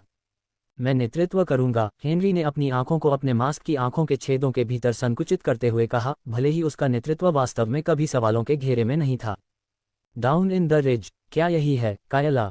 एक भाड़े के सैनिक से पूछा, जिसका हाथ घोड़े की लगाम पर कस गया था और उसकी नज़र चट्टानों और रेत के भूस्खलन पर थी जो रिज में गिर गई थी और धूल का विस्फोट कर रही थी। वे मरे नहीं हैं, ऑर्सन, जादूगरनी कायला ने कहा, और वह हताश लग रही थी जैसे कि उससे पूछे गए सवाल का जवाब स्पष्ट होना चाहिए था। ऑर्सन ने ऐसे नाक भान सिकोड़ी जैसे उसे उसकी आवाज़ पसंद नहीं आई हो, और जब उसने अगली बार बात की तो उसकी आवाज़ में बड़बड़ाहट जैसी आवाज़ आ रही थी। तो अब क्या? उसने पूछा और पीछे मुड़कर ज़मीन पर खड़ी गाड़ियों की ओर देखा जिनके घोड़े पहले ही भाग चुके थे। हम इंतज़ार करते हैं, कायला ने कहा, और उसकी आंखें धूल के घने बादल के बीच से चमकने लगी जो उनसे कुछ फीट दूर था। हम इंतज़ार करते हैं और तैयार हो जाते हैं, वे आ रहे हैं। कुछ सेकंड बाद घोड़े की टापों की आवाज़ें सुनी जा सकती थीं। कायला की आंखें झपक रही थीं क्योंकि उसने हाथ बढ़ाया और कुछ फायर किए गए शॉट्स को रोकने के लिए समय पर एक ढाल बनाई। मैं इससे बचने के लिए तैयार था, ऑर्सन ने उस बड़बड़ाहट के साथ कहा जो अभी भी उसके स्वर में थी। ये दूसरी बार था जब कायला ने उसे गोलियों से बचाया था, और जबकि पिछली गोली निश्चित रूप से उसके शरीर के किसी हिस्से पर लगी होगी क्योंकि उसने मूर्खतापूर्वक अपना बचाव कम कर दिया था, वह उन गोलियों से बचने के बारे में कहीं अधिक आश्वस्त था जिन्हें उसने अभी रोका था। उसे लगा कि वह अब अधिक सतर्क था। और फिर उसने घोड़े को देखा। धूल के बादल के बावजूद उसके कोट का कालापन चमक रहा था, लेकिन सबसे अधिक ध्यान सवार पर था। एक टोपी पहने हुए नकाबपोश व्यक्ति जिसके पास एक रिपीटर था, और उसने तुरंत कुछ और गोलियां चलाईं, जिनमें से सभी को कायला की ढाल ने रोक दिया जो अधिक जमीन को कवर करने के लिए चौड़ी हो गई थी। हेनरी निराश नहीं था, उसके पास इसके लिए समय नहीं था। एक जादुई घेरा था कायला के सामने प्रकट हुई, और वह उस पर इतनी तेज गति से पानी की बौछारें कर रही थी मानो गैटलिंग गन से हमला किया जा रहा हो। निक्स ने less than shadow dash greater than को सक्रिय किया और किनारे की ओर छलांग लगाए। जेट्स को ज्यादातर एक ही दिशा में फायर किया गया था, इसलिए उनसे बचना अपेक्षाकृत आसान था, और जब तक कायला उन पर अपना निशाना बेहतर बनाने का प्रयास कर रही थी तब तक निक्स बगल से 3 स्वतंत्र राइडर्स पर आ गई। उसने हेनरी को कायला की ढाल के पीछे रखा और उसने बिना समय बर्बाद किए कटगेल को उठाया और उसका ट्रिगर खींच दिया।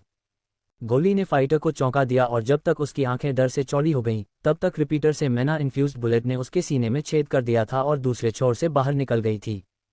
फाइटर अपने घोड़े की पीठ पर गिर गया जैसे ही वह इतनी करीब से गोली की आवाज से भागा। सर पर दौड़ने से फाइटर घोड़े की काठी से गिर गया, लेकिन जब तक वह जमीन पर गिरा तब तक उसका दिल पहले से ही धड़कना बंद हो चुका था। किल रिवार्ड 300 एक्सपी।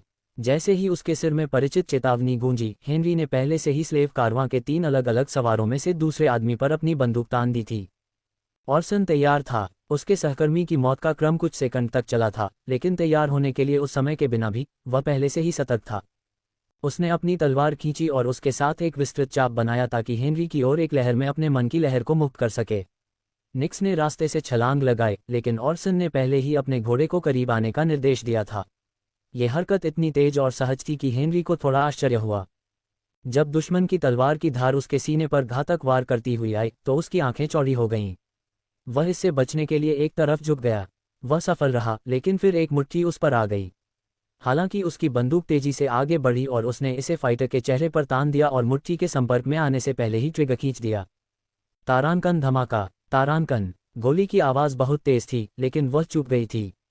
ऑर्सन के पास अपने शरीर पर इतना प्रभावशाली नियंत्रण था कि उसने अपने प्रयास से पीछे हटकर बंदूक को एक तरफ कर दिया, जिससे गोली गलत दिशा में चली गई।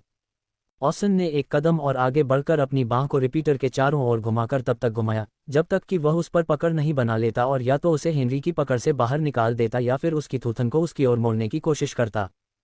फाइटर का इरादा पूरी तरह से स्पष्ट नहीं था, लेकिन हेनरी को यह बिल्कुल भी पसंद नहीं था। एक पल में उसके दूसरे हाथ में वायलेंट रिटॉर्ट था और उसने अपने हथौड़ों को तेजी से हिलाते हुए उसके बैरल में 2 मैना युक्त स्लग को निशाना बनाया और फायर किया। लेकिन जैसे ही दोनों थूथनों पर चमकीली चमक दिखाई दी, फाइटर चला गया। ऑसन ने अपने घोड़े को दूर जाने के लिए कहा और उसी समय उसने कटगेल को छोड़ दिया और दुश्मन के दूसरे हथियार की सीमा से बाहर निकल गया। अच्छा किया चोर, उसने कहा और वह प्रभावित लग रहा था। अपरिपक्व हथियार लेकिन अच्छी तकनीकें जो छुपाकर ले जाने पर बहुत ज्यादा निर्भर करती हैं। प्रभावशाली तलवार थामे लोगों द्वारा बंदूकों को अपरिपक्व कहे जाने पर हेनरी को कभी भी गलत नहीं लगेगा। यह मूर्खतापूर्ण लग रहा था, लेकिन उसने इसे अनदेखा कर दिया क्योंकि यह कोई गंभीर चिंता का विषय नहीं था। मैं ऑर्सन हूं, वैसे, फाइटर ने कहा। मुझे परवाह नहीं है, हेनरी ने उत्तर दिया, पहले से ही कटगेल और वायलेंट रिटॉर्ट दोनों को उठा रहा था। Less than reload greater than की नीली चमक दोनों हथियारों की बैरल पर धुंधली हो गई, ठीक इससे पहले कि वह उन्हें कॉक करता और उनके ट्रिगर खींचता। एंडोर और लुइस हेनरी के पीछे पीछे चले गए। एंडोर ने पानी की ढाल के पीछे जाने की कोशिश की जैसा कि हेनरी ने किया था, लेकिन उसका घोड़ा काइला की इंद्रियों को पूरी तरह से दरकिनार करने के लिए बहुत धीमा था, इसलिए ढाल और भी अधिक जमीन को कवर करने के लिए फैल गई। बेशक जादूगर ने केवल बचाव नहीं किया। एंडोर एक जगह की तलाश में इधर उधर घूमता रहा और क्योंकि अगर उसे खोज जारी रखने की अनुमति दी जाती तो उसे एक जगह मिल जाने की बहुत संभावना थी, इसलिए काइला ने उस पर पानी की बौछारें फेंकनी शुरू कर दी। उसने कई बार चकमा दिया, लेकिन फिर से उसके घोड़े की गति ही उसका पतन बन गई। सचमुच तारांकन धमाका। तारांकन घोड़े के सामने के खुरों पर पानी की एक ही धार लगने से वह इतनी जोर से जमीन पर गिर गया कि उसकी हड्डियों में मोच आ गई। एंडोर घोड़े के वजन के नीचे कुचले जाने से बचने के लिए समय रहते घोड़े से कूद गया। जब उसका शरीर जमीन पर गिरा तो एंडोर ने जल्दी से महसूस किया कि वह पानी की ढाल के पीछे था। वह अपने लक्ष्य में सफल हो गया था। अफसोस, 11 लड़ाके इंतजार कर रहे थे। वे भाड़े के सैनिक थे जो गाड़ियों पर सवार थे और अब वे नीचे उतर चुके थे। अपने हथियारों से लैस वे उस अकेले दुश्मन को घूर रहे थे जिससे उन्हें निपटना था। एंडोर ने अपने मुखौटे के पीछे अपने होठों को कसकर दबाया, लेकिन अपना भला उठाया और हमलावर रुख अपनाया। उसका रुख एक चुनौती भी हो सकता था क्योंकि लड़ाके युद्ध की चीखें निकाल रहे थे और हमला कर रहे थे। किसी तरह एंडोर ने राहत की सांस ली। सभी लड़ाके हमला कर रहे थे और कोई भी तीर चलाने और दूर से हमला करने के लिए पीछे नहीं रहा। एक पूर्व ग्लेडिएटर के लिए जो खूनी लड़ाई में झुगी झोपड़ी में रहने और मुश्किल हालात से निपटने में काफी खुश था, एंडोर ने इसे एक अच्छी बात के रूप में देखा। बेशक भयावह संख्या और प्रतिकूल बाधाओं ने एक सेकंड में उस राहत को खत्म कर दिया। उसने अपने मन को बढ़ने दिया और इसे अपने भले में डाल दिया ताकि पहला दुश्मन जो करीब आए उसे नुकसान हो। और फिर उसने एक जानी पहचानी आवाज सुनी जो एक जानी पहचानी दूरी से आ रही थी। उसने कालकोठरी के भीतर ऐसी ही स्थितियों में इसे कई बार सुना था, जिससे उसे राहत और आत्मविश्वास की भावना से भर दिया था। क्राका बैंग। तारांकन। बिजली की धारियां एंडर की तरफ से लगभग 2 फीट की दूरी से आगे की ओर चलीं। धारियां बचाव के लिए छोड़े गए मैना सरजेस पर टूट पड़ीं, जिससे पीड़ित या तो उड़ गया या बिजली के झटके के कारण कांप उठा, लेकिन अन्यथा अभी भी अपने पैरों पर खड़ा था। तुमने बहुत समय ले लिया, एंडर ने कहा। तुम भाग्यशाली हो, लुई ने उत्तर दिया। मैं लगभग बच नहीं पाया। देखिए, एंडोर ने जादूगर का ध्यान कुछ हद तक भटका दिया था और फिर भी जब लुई उसके करीब पहुंचा तो उसकी पानी की ढाल से एक संरचना उसके घोड़े से टकरा गई और उसे दूर रख दिया। घोड़े ने परेशानी में हिनहिनाया, लेकिन वह संरचना से बच गया, या ऐसा लुई ने सोचा। जब तक उसने नहीं देखा कि पानी से बना एक तना उसके घोड़े के अगले अंगों के चारों ओर लिपटा हुआ था, तब तक उसे एहसास नहीं हुआ कि उन्हें झुंड में ले जाया गया था और अब वे फंस गए थे। एक जोरदार झटके के साथ जादूगर ने घोड़े को उसके खुरों से खींच लिया और जब वह हिंसक रूप से जमीन पर गिरा तो लुई किसी तरह सुरक्षित रूप से लुढ़कने में कामयाब रहा। इस बिंदु पर एंडोर पहले से ही जादूगर की ढाल के पीछे था और चूंकि अब वह भाड़े के सैनिकों की भीड़ का सामना कर रहा था, इसलिए वह अब उस पर कोई ध्यान नहीं दे रही थी, इसलिए वह अपना पूरा ध्यान लुई पर केंद्रित करने में सक्षम थी। एरेक्योन। लुई ने मंत्र का जाप पूरा करने के लिए चिल्लाया। उसके फैले हुए हाथ के सामने एक मंत्र चक्र दिखाई दिया और बिजली की चमक के साथ एक विस्तृत गोलाकार ढाल दिखाई दी। जादूगर द्वारा लुई पर फेंके गए पानी के जेट ने उसकी ढाल पर इतनी जोर से प्रहार किया कि वह हिलने लगा। जड़वत बने रहने के उसके प्रयासों के कारण वह जमीन पर निशान बना रहा था। वह हार मानने वाली नहीं है, लुई ने महसूस किया। वह समझ गया कि जादूगर की बुद्धिमत्ता उससे बेहतर है। ऐसा भी नहीं लग रहा था कि वह उसे नियंत्रित रखने के लिए खुद पर जोर दे रही है। वह निश्चित रूप से पहले की तरह जोरदार पानी के विस्फोट के लिए अभी भी सक्षम थी। ये स्पष्ट था कि कायला भी अपनी श्रेष्ठ बुद्धिमत्ता से अवगत थी, या कम से कम वह लुई को सब कुछ बाहर निकालने के लिए मनाने में रुचि रखती थी। बस ये देखने के लिए कि वह वास्तव में क्या करने में सक्षम है। ये लापरवाही थी, लेकिन अति आत्मविश्वास वाले लोग शायद ही कभी सतर्क होते हैं। ये सब समय की बात है, लुई ने सोचा, क्योंकि उसने अपने दांतों को पीसते हुए उन अथक बलशाली बौछारों का विरोध किया जो उसे दूर भेजने की कोशिश कर रही थीं। जब उसने अपना जादू पूरा किया और पानी की गोली के ठीक उसी स्थान पर हिंसक तरीके से गोली चलाई जहां से कायला पानी की धारें छोड़ रही थी, तो उसकी ढाल अपनी सीमा तक पहुंच रही थी। तारांकन क्रैकल, तारांकन। लुई ने कास्ट करने में समय लगाया, इसका कारण समय से परे था। इस मंत्र द्वारा बनाई गई बिजली की धारियां हमेशा हर दिशा में बेतरतीब ढंग से जाती थीं। उन्हें अलग करना उन्हें एक साथ लाने से आसान था, और लुई को सफलता सुनिश्चित करने के लिए एक ही स्थान पर सभी को मारने की आवश्यकता थी। अभिसरित धारियां जल ढाल से टकराईं, उनकी अभिसरित और थोड़ी संकुचित ऊर्जाएं हिंसक हो गईं और एक विस्फोट में फट गईं, जिससे जल ढाल का वह हिस्सा टूट गया। ढाल नष्ट हो जाने और उसे आगे बढ़ने से रोकने वाली एकमात्र बाधा के चले जाने के बाद लुई भाग गया। भागते समय उसने अपनी बिजली की ढाल को फिर से बनाया ताकि यह अधिक पानी के जेट से बचाव के लिए अपनी अधिकतम स्थायित्व पर हो। लेकिन वे नहीं आई, क्योंकि कायला का ध्यान हेनरी और ऑर्सन नामक लड़ाकू के बीच की लड़ाई पर था। उसके हस्तक्षेप की आवश्यकता थी, लेकिन इस पर बाद में बात करेंगे। मुझे ढंग दो, एंडर ने कहा जब वह और लुई अब भाड़े के लड़ाकों की भीड़ के सामने खड़े थे जो पहले से ही लुई द्वारा झेले गए बिजली के हमले से उबर रहे थे। एंडोर ने आक्रमण किया और आक्रमणकारी भीड़ के सबसे आगे एक फाइटर पर अपना भाला मारा। फाइटर को लुइस की बिजली से सीधे चोट लगी थी, लेकिन अपनी जगह पर खड़े होने में कामयाब होने के कारण उसने बिजली के झटके के खिलाफ अपने दांत पीस लिए और अपने हाथों को कांपने से रोकने में कामयाब रहा, जबकि उसने अपनी तलवार उठाई और वार किया। एंडोर ने अपनी ढाल से हमले को रोका और अपने भाले को फाइटर के मध्य भाग में घुसा दिया, इससे पहले कि वह हथियार से तैयार किए गए मैना सर्ज को डिस्चार्ज करता। तारांकन धमाका, तारांकन। परिणामी विस्फोट ने फाइटर के मध्य भाग में एक छेद बना दिया और एंडोर के अंदरूनी हिस्से को छलनी कर दिया। इससे पहले कि शरीर जमीन पर गिर पाता, एक और फाइटर ने एक हिंसक हमले में छलांग लगाई जिसे बिजली की एक लकीर ने बाधित कर दिया। चटक धमाका, तारांकन। एम्पवीला योजक चिन्ह novelbin.net के साथ अपने रोमांच को जारी रखें। फाइटर का मैना सर्च था और इसने एक सुरक्षात्मक क्षेत्र बनाया जिसने विस्फोट के सबसे बुरे प्रभाव को रोक दिया, लेकिन फिर भी वह उड़ गया। एंडोर ने अपने शिकार के शरीर को जमीन पर गिरने दिया और जैसे ही उसने अपना भाला पीछे खींचा, वह पहले से ही दुश्मन के हमले की कृपाण को रोकने के लिए वार कर रहा था, लेकिन दुश्मन ने पलटकर एंडोर की गर्दन पर दूसरी कृपाण घुमाकर उसे युद्ध में कहीं ज्यादा सक्षम साबित किया। एंडोर ने हमले से बचने के लिए पीछे की ओर छलांग लगाई, लेकिन वह अभी संभला ही था कि कृपाण के ब्लेड वापस आ गए और उसे काटने लगे। तारांकन क्लैंग क्लैंग। अपने भाले के शाफ्ट को घुमाते हुए एंडोर हथियारों को रोकने में कामयाब रहा, लेकिन उसकी आंखें चौड़ी हो गईं जब एक ब्लेड ने उसके बाजू को काट दिया और ब्लेड को सफलतापूर्वक एक तरफ धकेलने के बावजूद खून बहने लगा। एंडोर चिल्लाया और वह कसम खा सकता था कि उसके दुश्मन का तीसरा हाथ भी तीसरे हथियार से लैस हो गया था, लेकिन ऐसा नहीं था। यह अभी भी दो कृपाण थे और वह उन दोनों को रोकने में कामयाब रहा था। अफसोस, दुश्मन इतना तेज और इतना कुशल था कि वह एंडर के दिमाग के ध्यान में आने और हरकतों का अनुसरण करने से पहले ही फिर से हमला करने में सक्षम था। स्टील की चमक के साथ कृपाण फिर से वापस आ गए और एंडर को अपनी ढाल उठानी पड़ी। तारांकन झनकार, तारांकन। उसी समय कृपाण और ढाल के जादुई स्टील के जुड़ने की आवाज गूंजी। एंडर दर्द से चिल्लाया क्योंकि दूसरा हथियार उसकी जांघ में घुस गया, उसके शरीर का एक हिस्सा जिसे उसकी ढाल दुश्मन के हमले से रोकने में असमर्थ थी। दर्द से थोड़ा लंगड़ाते हुए, जिसे वह मन परिसंचरण से सुन्न करने की कोशिश कर रहा था, एंडर कई कदम पीछे हट गया। लड़ाकू ने पीछा किया और एंडर ने अपने भाले से एक व्यापक झटका मारा। वह चूक गया। दुश्मन इतना फुर्तीला था कि उसके चकमा देने से वह एंडर की नज़र से ओझल हो गया। एंडर ने अपने मन को बढ़ने दिया। फाइटर ने अपने मन को भी बढ़ने दिया, इसलिए जो भी सुरक्षा प्रदान की जा सकती थी वह फाइटर के मन की क्षमता के कारण बेहतर होने के कारण शून्य हो गई। लेकिन एंडर ने बचाव के लिए अपने मन को नहीं बढ़ाया। फाइटर ने यह नहीं देखा कि एंडर का भाला अपने धारक से मन के उछाल की प्रतिक्रिया में चमक उठा। हमेशा की तरह फाइटर ने अपने दोनों कृपाणों से वार किया। एंडर केवल एक को ही रोक पाया और दूसरा निश्चित रूप से घातक वार था।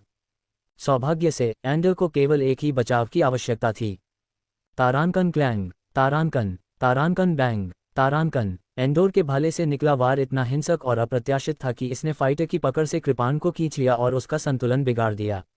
जैसे ही फाइटर ने अपने उठे हुए पैर को नीचे रखकर स्थिरता प्राप्त करने की कोशिश की, एंडर उसके करीब आया और अपने भाले को उसके जबड़े में घुसा दिया और तब तक वार करना बंद नहीं किया जब तक कि वह दुश्मन के मस्तिष्क में घुस नहीं गया। फाइटर की दूसरी कृपाण जल्द ही जमीन पर गिर गई क्योंकि उसका बेजान हाथ उसे पकड़ नहीं पाया। बिजली के जादू से उसकी जल ढाल टूट जाने के बाद कायला का ध्यान हेनरी और ऑर्सन के बीच की लड़ाई पर गया। दोनों अभी भी घोड़े पर सवार थे और तलवार और बंदूकों की लड़ाई में उलझे हुए थे। हेनरी को फायदा इसलिए हुआ क्योंकि वह दूर था, क्योंकि नज़दीकी लड़ाई में ऑर्सन की बेहतरीन मार्शल क्षमता एक महत्वपूर्ण अंतर पैदा करने वाली साबित हुई जिसने जीत को मुश्किल बना दिया। जब वे दोनों एक दूसरे के करीब थे तो हेनरी ने जो भी गोली चलाई थी वह विक्षेपित हो गई थी या चकमा दे गई थी, जबकि वह लगातार मैना सर्ज युक्त हमलों का शिकार हो रहा था। जब वे लड़ रहे थे ऑर्सन की हरकतों के कारण उसके लिए अपनी कलाई छिपाना मुश्किल हो गया था और तभी हेनरी ने देखा कमांड कफ का इस्तेमाल पकड़े गए गुलामों को बांधे और शांत रखने के लिए किया जाता था। अगर उसने पहले से ही ऑर्सन को अपना मुख्य लक्ष्य नहीं बनाया होता तो अब वह निश्चित रूप से ऐसा कर सकता था। वे केवल 1 या 2 मिनट के लिए ही ऐसा कर रहे थे, लेकिन निश्चित रूप से हेनरी ने अपने हमलों की सूची में सबसे हाल ही में जोड़े गए एक ऐसे हमले की ओर रुख किया जिसमें लक्ष्य चुनने के अलावा निशाना लगाने की आवश्यकता नहीं थी। लेस देन घृणित अभिशाप ग्रेटर देन को सक्रिय करना। हेनरी की बनियान के किनारों को गले लगाने वाली पसलियों में हरा रंग चमकने लगा और एक सेकंड में ऑर्सन की आंखें मंद हरे रंग की चमकने लगीं और वह वहीं जम गया क्योंकि उसका चेहरा घृणित अभिशाप के भीतर अनुभव किए जा रहे डर की प्रतिक्रिया में मुड़ गया था। अपने मुखौटे के पीछे अपने होठों पर मुस्कान के साथ हेनरी ने हिंसक जवाब को एक शॉट फायर करने के लिए इशारा किया जिसे उसका प्रतिद्वंद्वी संभवतः विक्षेपित या चकमा नहीं दे सकता था, लेकिन यह इस समय था कि कायला का ध्यान आकर्षित हुआ था और निश्चित रूप से उसने हस्तक्षेप किया। इससे पहले कि हेनरी ट्रिगर खींच पाता पानी की एक लपट उसके चारों ओर लिप गई और उसे निक्स की काठी से बाहर खींच लिया। उसने कहा जब वह कायला से लगभग 1 फुट दूर जमीन पर गिरा, जिसने एक हाथ उठाया और एक जादू का घेरा बनाया जिससे पानी की एक शक्तिशाली धारा निकली जो हेनरी की हड्डियों को चकनाचूर करने के लिए पर्याप्त बल के साथ नीचे आए। अपनी आंखें खोलकर जादू के घेरे में हेनरी ने कुडगेल को टैंडल की ओर निर्देशित किया जो अभी भी जादूगर से बंधा हुआ था। उसने हथियार में अपना मन भर दिया और उसका वजन इतना बढ़ गया कि वह जोर से गिरा और टैंडल टूट गया जिससे वह धारा के गिरने से ठीक पहले लुढ़क गया। अपने पैरों पर वापस आकर हेनरी ने अपनी निगाहें ऑर्सन की ओर मोड़ने की कोशिश की, लेकिन वह ऐसा नहीं कर सका क्योंकि कायला ने हमले शुरू कर दिए जिससे उसे चकमा देना पड़ा और उसके पास फाइटर पर ध्यान देने के लिए कोई जगह नहीं बची। उसकी टोपी में वर्टुटिस अभी भी ठीक हो रहा था, इसलिए हेनरी अभी तक ढाल को फिर से सक्रिय नहीं कर सका, इसलिए भागना उसके लिए सबसे अच्छा विकल्प था। सौभाग्य से उसके पास भरोसा करने के लिए उसकी धारणा थी और उसके पास चकमा देने में सहायता करने के लिए काफ़ी चपलता थी। वह एक बार पानी के विस्फोट से बचने के लिए लुढ़क गया जो जमीन पर इतनी जोर से गिरा कि वह टूट गया और उसने अपनी बंदूकें जादूगर पर घुमा दी जिससे उसने कई शॉट दागे। उसने एक ही स्थान पर निशाना साधा। वायलेंट रिटॉर्ट से 2 मैना इन्फ्यूज्ड स्लग पहले हिट हुए और इतनी तेज आवाज के साथ कि उन्होंने एक स्प्लैश बनाया जिससे पानी की ढाल के उस हिस्से पर मोटाई कम हो गई। इसके बाद कटगेल से कई शॉट आए। मैना इन्फ्यूज्ड स्लग ने जो शुरू किया था उसे पूरा करने के लिए जादुई रिपीटर से 2 मैना इन्फ्यूज्ड बुलेट की जरूरत पड़ी। कटगेल से तीसरा शॉट शील्ड में बने छेद से होते हुए जादूगर के कंधे में जा लगा। कायला ने घाव पर हाथ रखते हुए चिल्लाया और उसकी आंखें चौड़ी हो गईं जैसे कि वह घायल हो गई हो। उसके स्तब्ध भाव में लगभग तुरंत ही क्रोध आ गया। हेनरी द्वारा कटगेल से फायर किए गए अगले शॉट बने हुए छेद से होकर गुजरे लेकिन चूक गए क्योंकि कायला ने जल्दी से अपने घोड़े को भागने के लिए कहा था। उसने घोड़े को हेनरी पर हमला करने के लिए कहा और वह किनारे हट गया और मुश्किल से 1 इंच से उसे चकमा देने में कामयाब रहा। जब वह गति में था और बिल्कुल भी स्थिर नहीं था तो कायला ने उसका फायदा उठाने की कोशिश की। उसने एक जानलेवा हमला किया जिससे हेनरी के बचने का कोई मौका नहीं था। भले ही वह निक्स को बुलाए, वह उसे बचाने के लिए इतनी जल्दी नहीं पहुंच पाएगी। अगर कुछ भी हो तो वह बस उसमें फंस जाएगी। वर्चुटिस रीसेट हो गया है। लेस देन शील्डिंग की टोपी ग्रेटर देन सक्रिय करें। हेनरी ने तुरंत अपने सिर में चिल्लाया और राहत की भावना से भर गया जब ढाल उसके चारों ओर एक नीली धुंध में दिखाई दी ताकि उस हमले को रोका जा सके जो अभी भी उसे कई फीट दूर खिसका रहा था। कायला की आंखें चौड़ी हो गईं। उसने उसे निश्चित रूप से मारा हुआ देखा था और फिर भी वह बिल्कुल ठीक खड़ा था, उसके शरीर के चारों ओर उस अजीब नीली ढाल के साथ। ठीक है, उसने कहा, चलो देखते हैं कि यह कितनी देर तक टिकती है। रात के 12:58, रात के 12:57, रात के 12:56। जादूगर को दूसरा जादू तैयार करते देख हेनरी को इतनी चिंता नहीं थी। वह जानता था कि ढाल के खिलाफ ये बेकार होगा, लेकिन वह ये भी अच्छी तरह जानता था कि उसके पास ये सुरक्षा केवल 1 मिनट से भी कम समय के लिए थी। उसके सामने एक छोटी सी स्क्रीन पर टिक टिक करने वाला टाइमर इस तथ्य को अनदेखा करना मुश्किल बना रहा था। और फिर पानी के जेट आए और हेनरी ने फिर भी चकमा दिया। पटकने से उसे फिलहाल मौत या चोट नहीं लगेगी, लेकिन यह उसे उससे दूर धकेल देगा और दूरी या भटकाव से उसे कोई फायदा नहीं होगा। हेनरी ने केवल पानी के जेट के पहले दौर को चकमा दिया और उसने पहले ही अपनी दोनों बंदूकें तानकर फायर कर दी थीं। उसने पिछले कुछ दिनों में लेस देन शील्डिंग की टोपी ग्रेटर देन के साथ पर्याप्त परीक्षण किए थे ताकि यह जान सके कि यह उसे इसके पीछे से प्रोजेक्टाइल फायर करने से नहीं रोक पाएगा। इसने केवल बाहरी प्रोजेक्टाइल को उस पर लगने से रोका। कायला ने उठी हुई बंदूकें देखीं और अपनी ढाल फिर से खड़ी कर ली, लेकिन हेनरी ने ढाल पर निशाना नहीं लगाया। उसने वायलेंट रिटॉर्ट के थूथन को नीचे की ओर मोड़ा और कायला के घोड़े के घुटनों पर निशाना साधा, जो अभी भी बहुत दिखाई दे रहे थे और मुश्किल से सुरक्षित थे। जब वह पैदल था तो घोड़े पर उसे रखना हेनरी के लिए बहुत नुकसानदेह लग रहा था और वायलेंट रिटॉर्ट से 2 शॉट के साथ उसने घोड़े के घुटनों को नष्ट कर दिया ताकि वह दर्द भरी चीख के साथ जमीन पर गिर जाए, जिससे कायला का जादू बाधित हो गया। जब उसकी पानी की ढाल नीली मंदधुंध में फैल गई जो हवा में पिघल गई और पानी के जेट हमलों की लगभग अथक धारा बंद हो गई, तो कायला कुछ फीट तक लुढ़क गई। उसे पता नहीं था कि वह किस दिशा में जा रही है, इसलिए जब उसने खुद को चमड़े के जूते के पास लेटा हुआ पाया तो उसकी आंखें विशेष रूप से चौड़ी हो गईं। .net। इसके बाद उसके चेहरे पर बेलनाकार छायाएं पड़ीं और उसने देखा कि 2 बंदूकों के जादुई धातु के थूथन उसकी ओर ताने हुए थे, जबकि हेनरी की उंगलियां उनके ट्रिगर को दबा रही थीं। अगले ही पल उन्हें खींचना निश्चित था। अल्पविराम। इस बीच हेनरी को निक्स की काठी से उतारे जाने के बमुश्किल 2 सेकंड बाद ऑर्सन ने आखिरकार लेस देन घृणित अभिशाप ग्रेटर देन के प्रभाव को झटक दिया और हेनरी पर गुस्से से नजर डाली, जिसके पास अब कोई घोड़ा नहीं था जो उसे लगातार पहुंच से दूर रख सके। ऑर्सन ने अपने मन की लहर को बाहर निकाला और हेनरी पर हमला करने के लिए अपनी तलवार को घुमाने के लिए तैयार हो गया। तभी उसने एक गुस्से भरी हिनहिनाहट सुनी। निक्स ने less than shadow dash greater than की धुंध में अपने शरीर को ढांकते हुए बगल से ऑर्सन पर हमला किया, जिसने उसकी गति को बहुत बढ़ा दिया। तारांकन बम। तारांकन। निक्स ने ऑर्सन के घोड़े की बगल से अपना सिर टकराया, जिससे वह प्राणी आश्चर्यचकित हो गया और अपने खुरों से जमीन पर गिर गया। ऑर्सन भागने में कामयाब रहा और अपने गिरने के दर्द से अपने दांत पीसता हुआ वह जल्दी से अपने पैरों पर खड़ा हो गया, लेकिन एक बड़ी छाया ने उसे रोक दिया, क्योंकि निक्स अपने पिछले पैरों पर उठी और अपने खुरों से उस पर हमला किया। ऑर्सन ने छलांग लगाई और इंच भर की दूरी से हमला करने से बच गया। उसने हिंसक मैना सर्च स्ट्राइक के साथ जवाबी हमला किया जो निक्स की ओर एक चाप में हमला करता है। उसने इसे चकमा दिया और अपने सिर से ऑर्सन पर वार करने के लिए सरपट दौड़ी। तारांकन बम। तारांकन। ऊम्फ। ऑर्सन ने जमीन पर गिरते ही कहा और कुछ देर तक लुढ़का, लेकिन जैसे ही वह स्थिर हुआ और इससे पहले कि वह अपने सीने में दर्द को सह पाता, निक्स वापस आ गई, अपने पिछले पैरों पर खड़ी होकर अपने सामने के खुरों से उसे कुचलने लगी। जमीन पर लेटे हुए ऑर्सन को एहसास हुआ कि पीछे की ओर बढ़ने से उसके खुरों से बचने का कोई मौका नहीं है, इसलिए वह आगे की ओर खिसक गया और जैसे ही वह निक्स के नीचे लेटा, उसने अपनी तलवार उसके पेट में घुसा दी और उसे मोड़ दिया। निक्स ने दर्द भरी चीख निकाली और अपने सामने के खुरों को जमीन पर गिरा दिया और फिर घुटनों के बल गिर गई। ऑर्सन उसके नीचे से लुढ़क गया और फिर एक बड़ी मुस्कान के साथ, क्या हुआ? उसने थोड़ी चीखते हुए पूछा। तुम्हें ये पसंद है, बेवकूफ़ जानवर? मुस्कुराते हुए ऑर्सन ने अपनी तलवार निक्स की गर्दन पर घुमाई। उसका हथियार उसके मन की आभा से लदा हुआ था और इतना करीब होने के कारण, नीचे गिरे हुए प्राणी की कोई गतिविधि न होने के कारण, वह संपर्क करने के लिए आश्वस्त था। हाँ, उसने आश्चर्य से आवाज़ निकाली और उसकी आंखें फटी रह गईं। घोड़ा अब वहां नहीं था, उसकी जगह एक बड़ा सा अंधेरा छायादार घेरा था। तुम कहाँ थे? ऑर्सन ने पूछना शुरू किया, लेकिन जब निक्स ने सिर के बल हमला किया और इतनी जोर से उस पर हमला किया कि वह कम से कम 4 फीट ऊपर आसमान में जा गिरा, तो उसे बीच में ही रोक दिया गया। आहे! तारांकन बैम! तारांकन! तारांकन क्रैक! तारांकन! जब ऑर्सन कई टूटी हड्डियों के साथ जमीन पर गिरा तो निक्स इंतजार कर रही थी। वह अपने पिछले पैरों पर खड़ी हुई और अपने आगे के खुरों को नीचे लाया ताकि वह उस स्टॉम्प को पूरा कर सके जिसे फाइटर ने पहले ही 2 बार टाल दिया था। उसने 4 बार स्टॉम्प किया। पहले स्टॉम्प ने ऑर्सन की उरोस्थी को चकनाचूर कर दिया। दूसरे स्टॉम्प ने टूटी हुई संरचना से हड्डी के एक टुकड़े को उसके फेफड़ों में घुसा दिया और उसके अंदरूनी हिस्से को खून से भर दिया। तीसरे स्टॉम्प ने वास्तव में उसे मार डाला। चौथा स्टॉम्प सिर्फ निक्स की तुच्छता थी।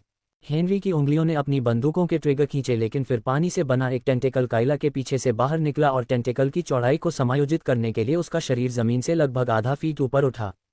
इसने हेनरी की कलाई पर तमाचा मारा और जबकि शारीरिक दर्द उसके शरीर के चारों ओर अभी भी ढाल द्वारा समाप्त हो गया था, टेंटेकल में अभी भी इतना बल था कि हेनरी की बंदूकों को एक तरफ पटक दिया और उसने जो गोलियां चलाईं वे काइला के सुंदर चेहरे के बजाय जमीन पर जा गिरीं।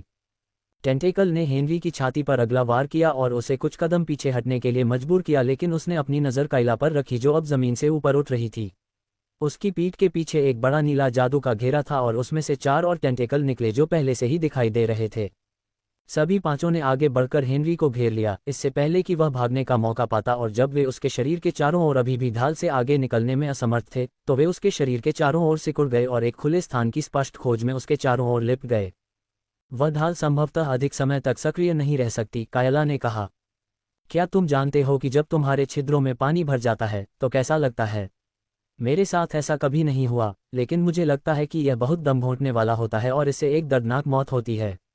इसे देखना बहुत आनंददायक होगा, हेनरी ने अपनी बाहें जकड़ी हुई होने के कारण कराहते हुए कहा। उसने ऐसा कैसे होने दिया? क्या उसने वास्तव में इतना समय बर्बाद किया कि वह फिर से उसका फायदा उठा सके? हेनरी को अच्छी तरह पता था कि वह उससे बेहतर है, ये बहुत स्पष्ट था, और उसे यह जानने के लिए less than inside greater then के विश्लेषण की आवश्यकता नहीं थी। इसलिए जब उसके पास मौका था तो उसे खत्म करना ही उसके पास एकमात्र विकल्प था, और वह असफल रहा। अपनी बाहें जकड़े होने के कारण वह टेंटेकल्स को तोड़ने के लिए कटगेल के वजन में वृद्धि का उपयोग भी नहीं कर सका, और एकमात्र कारण जिसकी वजह से उसने उसे दम घोंटकर नहीं मारा, जैसा कि उसने गर्व से दावा किया था, वह ये था कि उसकी ढाल उसकी जादुई हमले की क्षमता से बेहतर थी। और फिर जब हेनरी ने बाहर निकलने का रास्ता खोजने के लिए अपने दिमाग को खपाया, और जैसे ही ढाल को अनिवार्य रूप से निष्क्रिय करने के लिए सेकंड टिक गए, उसने कायला के पीछे जादू का घेरा देखा। यह अभी भी एक मंद नीले रंग की चमक थी, क्योंकि यह टेंटिकल्स के अस्तित्व को सुविधाजनक बनाता था। हाँ, ये काम कर सकता है, उसने खुद से सोचा। कायला के साथ अपनी मुठभेड़ के दौरान हेनरी ने उसके किसी भी मंत्र का विश्लेषण नहीं किया था, क्योंकि वे हमेशा उस पर बहुत तेजी से उड़ रहे थे, और उसके लिए जादू के घेरे या सील निर्माण की गतियों पर ध्यान देना संभव नहीं था जिनका उपयोग उन्हें डालने के लिए किया गया था। विश्लेषण करने के लिए एकमात्र मंत्र जो स्थिर रहा था वह उसका जल कवच था, और इसका जादू चक्र कास्ट प्रक्रिया भी हमेशा बहुत तेज या छिपी हुई थी। लेकिन ये टेंटेकल्स अलग थे। उनका जादू चक्र कायला के पीछे इतना स्पष्ट रूप से बना रहा, और जबकि दृश्य आंशिक था, हेनरी ने सोचा कि क्या less than inside greater than अभी भी काम कर सकता है। सक्रिय करना लेस दैन इनसाइड लव.3 ग्रेटर दैन। वर्तनी का विश्लेषण। रात के 12:08, रात के 12:07, रात के 12:06। चलो, हेनरी ने उस विश्लेषण पर कराहते हुए कहा जो अभी भी उसके सामने स्क्रीन पर हो रहा था, और शील्ड पर 5 सेकंड बचे होने के साथ उसने निक से संपर्क करने के बारे में सोचा, जिसके बारे में उसे उम्मीद थी कि वह ठीक है, क्योंकि उसने पहले उसके कुछ हिट पॉइंट खोने की सूचना को अनदेखा कर दिया था। वर्तनी विश्लेषण पूरा हुआ। हाँ, हेनरी चिल्लाया, क्योंकि उसे पता था कि सिस्टम केवल तभी ऐसा कहता है जब प्रतिकृति संभव हो।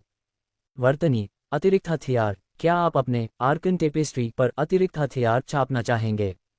हाँ, एक जगह चुनें। मंत्र का विवरण दिखाई दिया, और जब हेनरी इसके विवरण पर ध्यान देने में बहुत परेशान था, तो उसने देखा कि सिस्टम द्वारा स्क्रीन पर प्रस्तुत प्रतिनिधि शरीर पर इसका प्रतिनिधित्व इतना बड़ा था कि उसके शरीर के केवल कुछ ही हिस्से थे जहां वह इसे छाप सकता था।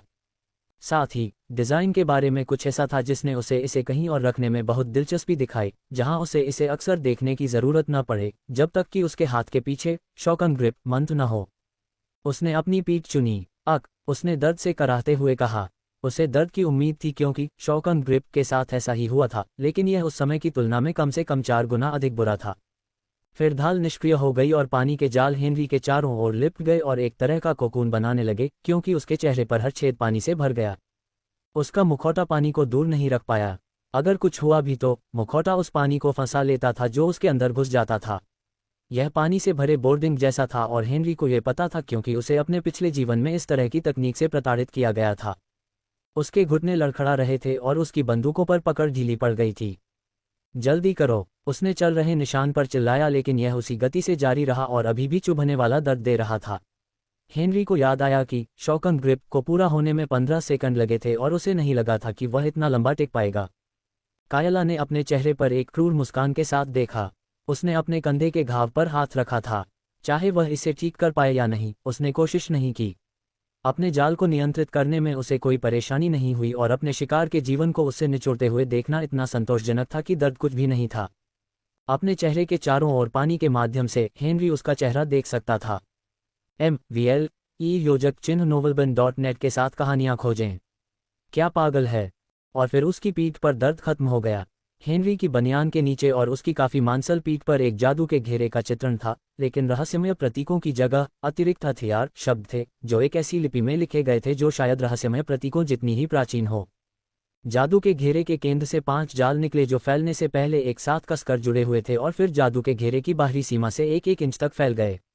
ये लगभग भयानक लग रहा था, समुद्र की गहराई से एक समुद्री जीव के उभरने जैसा। लेकिन छाप पूरी थी, और बेहोश होने से पहले हेनरी ने इसे उसी तरह इस्तेमाल करने के लिए हाथ बढ़ाया जिस तरह से उसने कई बार शॉकन ग्रिप इस्तेमाल किया था। अतिरिक्त भुजाएं। हेनरी ने महसूस किया कि उसके आधे से ज्यादा मैना पॉइंट तुरंत ही टेंटिकल्स को बनाने में खर्च हो गए, जिनका वर्णन, लगभग भयावह होते हुए भी, वास्तव में अच्छा लग रहा था। यह एक झिलमिलाता पानी नीला रंग था, कायला के बिल्कुल समान, जिसका मतलब था कि हेनरी शायद उनकी सुंदरता की सराहना करता अगर वे उससे जान नहीं निचोड़ रहे होते। जिसके बारे में बोलते हुए, कायला ने अपनी उदास प्रसन्न अभिव्यक्ति को रोक दिया और जो कुछ हो रहा था उसे देखने के लिए अपनी आंखें चौड़ी कर लीं। उसका दुश्मन आखिरकार हार गया था और अपने घुटनों पर था, लेकिन अब उसकी पीठ पर उसके साथ मेल खाने वाला एक विशाल जादू चक्र था और उसमें से उसके साथ मेल खाने वाले टेंटिकल्स निकल रहे थे। हेनरी अपनी प्रत्येक अतिरिक्त भुजा को महसूस कर सकता था। वे खुद के इतने विस्तार की तरह महसूस कर रहे थे कि उन्हें अपने आदेश पर पूरा करने के लिए फैलाना काफी आसान था। और उसने जो करने का फैसला किया वह बिल्कुल स्पष्ट था। उसने अपने पांचों हाथ दूर करके कायला की छाती पर जोरदार प्रहार किया।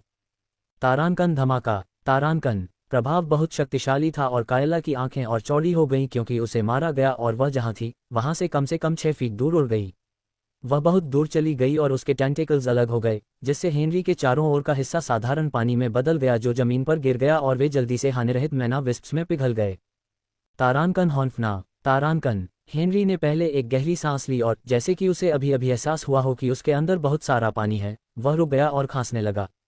बहुत सारा पानी बाहर निकल गया। उसने आगे आने वाली किसी भी असुविधा का विरोध किया और अपनी निगाहें कायला की ओर घुमाईं जो पहले से ही अपने पैरों पर खड़ी हो चुकी थी। उसके टूटे हुए टेंटिकल्स ठीक हो गए थे और वह अविश्वसनीय आंखों से हेनरी को देख रही थी। कैसे? उसने एक ऐसी आवाज में पूछा जो एक ही समय में इतनी तीखी थी कि हेनरी के कानों में जा लगी। उसने उसे ताना मारने के लिए जवाब में मुस्कुराया और याद आया कि उसने मुखौटा पहना हुआ था ताकि वह उसे न देख सके। तुम एक जादूगर हो? कायला ने पूछा और फिर अपना सिर हिलाया। नकाबपोश बंदूकधारी का सिर्फ जादूगर होना इससे ज्यादा समझ में आता। जादू के नियम होते हैं। जादू करने के लिए शब्दों या इशारों की जरूरत होती है, लेकिन कायला ने अपने जाने माने मंत्रों में इतनी महारत हासिल कर ली थी कि जिन मंत्रों के लिए शब्दों की जरूरत होती है वह उन्हें फुसफुसाकर और कभी कभी बिना बोले भी कर सकती थी, यानी अपने दिमाग में मंत्र दोहराकर। जिन मंत्रों के लिए मुहरें बनाने की जरूरत होती है, उसने मुहरों को अपनी उंगलियों से रोजमर्रा की हरकतों और इशारों में शामिल करने में महारत हासिल कर ली थी ताकि वे सबसे प्रशिक्षित आंखों से भी नजर न आएं। यही वजह थी कि वह इतनी तेजी से मंत्रों का इस्तेमाल कर सकती थी। यहाँ तक कि जिन मंत्रों के लिए लंबे मंत्रों या लंबे समय तक मंत्रों का जाप करना पड़ता था, जैसे कि पानी का विस्फोट जो उसने इन कमीनों पर हमला करने के लिए सबसे पहले इस्तेमाल किया था, उसने मंत्र का अधिकांश हिस्सा अपने दिमाग में रखकर उसे उस समय पूरा किया जब उसे मंत्र का जाप करने की आवश्यकता थी। उस सक्षम होने के लिए उसे कई वर्षों तक जानबूझकर अभ्यास करना पड़ा था। उसने विशेष रूप से जटिल मंत्रों को चुना था ताकि वह जो जानती थी उसे दुश्मनों द्वारा छीना न जा सके। और फिर भी बंदूकों से लैस एक नकाबपोश आदमी ने उसके सबसे जटिल मंत्रों में से एक की नकल की और ऐसा लग रहा था कि वह उसे तब भी जाप करने में सक्षम था जब वह उसकी जान निचोड़ रही थी और उसे पानी से दम घोंट रही थी। किस तरह की प्रतिभा? नहीं, प्रतिभा नहीं, यह एक चाल होनी चाहिए। तो ये किस तरह की चाल है? अतिरिक्त भुजाएं। अपने शरीर के वास्तविक विस्तार के रूप में इस्तेमाल किए जाने के लिए अधिकतम 5 अतिरिक्त भुजाएं बनाएं। भुजाएं आपके शरीर से 10 मीटर से ज्यादा दूर नहीं बढ़ाई जा सकती। वे केवल 10 मिनट तक ही डाली जा सकती हैं और उसके बाद उन्हें फिर से डालना होगा। यदि कोई भुजा नष्ट हो जाती है तो उसे 40 मन पॉइंट की कीमत पर वापस प्राप्त किया जाएगा। एक साथ सभी 5 भुजाएं बनाने की लागत 200 मन पॉइंट। हेनरी ने अपना ज्यादातर ध्यान कायला पर रखा, लेकिन उसकी नज़र अपने नए अधिग्रहित मंत्र के विवरण कौशल पर थी और लागत को देखते हुए उसे समझ में आया कि उसे ऐसा क्यों लगा कि उसे इसे डालने के लिए अपने आधे से ज्यादा मन पॉइंट खोने पड़े, जबकि उस समय उसका मन पॉइंट अधिकतम 370 था। आप ये कैसे कर रहे हैं? कायला ने अपने मुंह को सख्त भौहों में मोड़ते हुए पूछा। मैं क्या कर रही हूँ? हेनरी ने मजाकिया अंदाज में पूछा और अपनी बंदूकें पकड़ने के लिए नीचे झुका जहां वे जमीन पर पड़ी थीं, जब वह उन पर पकड़ बनाए नहीं रख सका। उसने पूछा और उसे दूर पटकने के लिए 5 टेंटिकल्स को उस पर फेंक दिया, जैसा उसने पहले एक बार किया था। बेवकूफ! कायला चिल्लाए, ऐसा ही मुझ पर दूसरी बार भी काम करेगा। उसके चिल्लाने के साथ ही एक जादू का चक्र पूरा हुआ जिसने टेंटिकल्स के प्रभाव को रोकने के लिए एक ढाल बनाई, जबकि उसके टेंटिकल्स उसके पीछे से निकलकर हेनरी पर जवाबी हमला करने के लिए हमला कर रहे थे। मुझे बताओ कैसे? कायला ने गुस्से और थोड़ी जिज्ञासा से भरी आवाज में कहा। किसी तरह हेनरी को पता था कि वह चाहती थी कि यह उल्टा हो।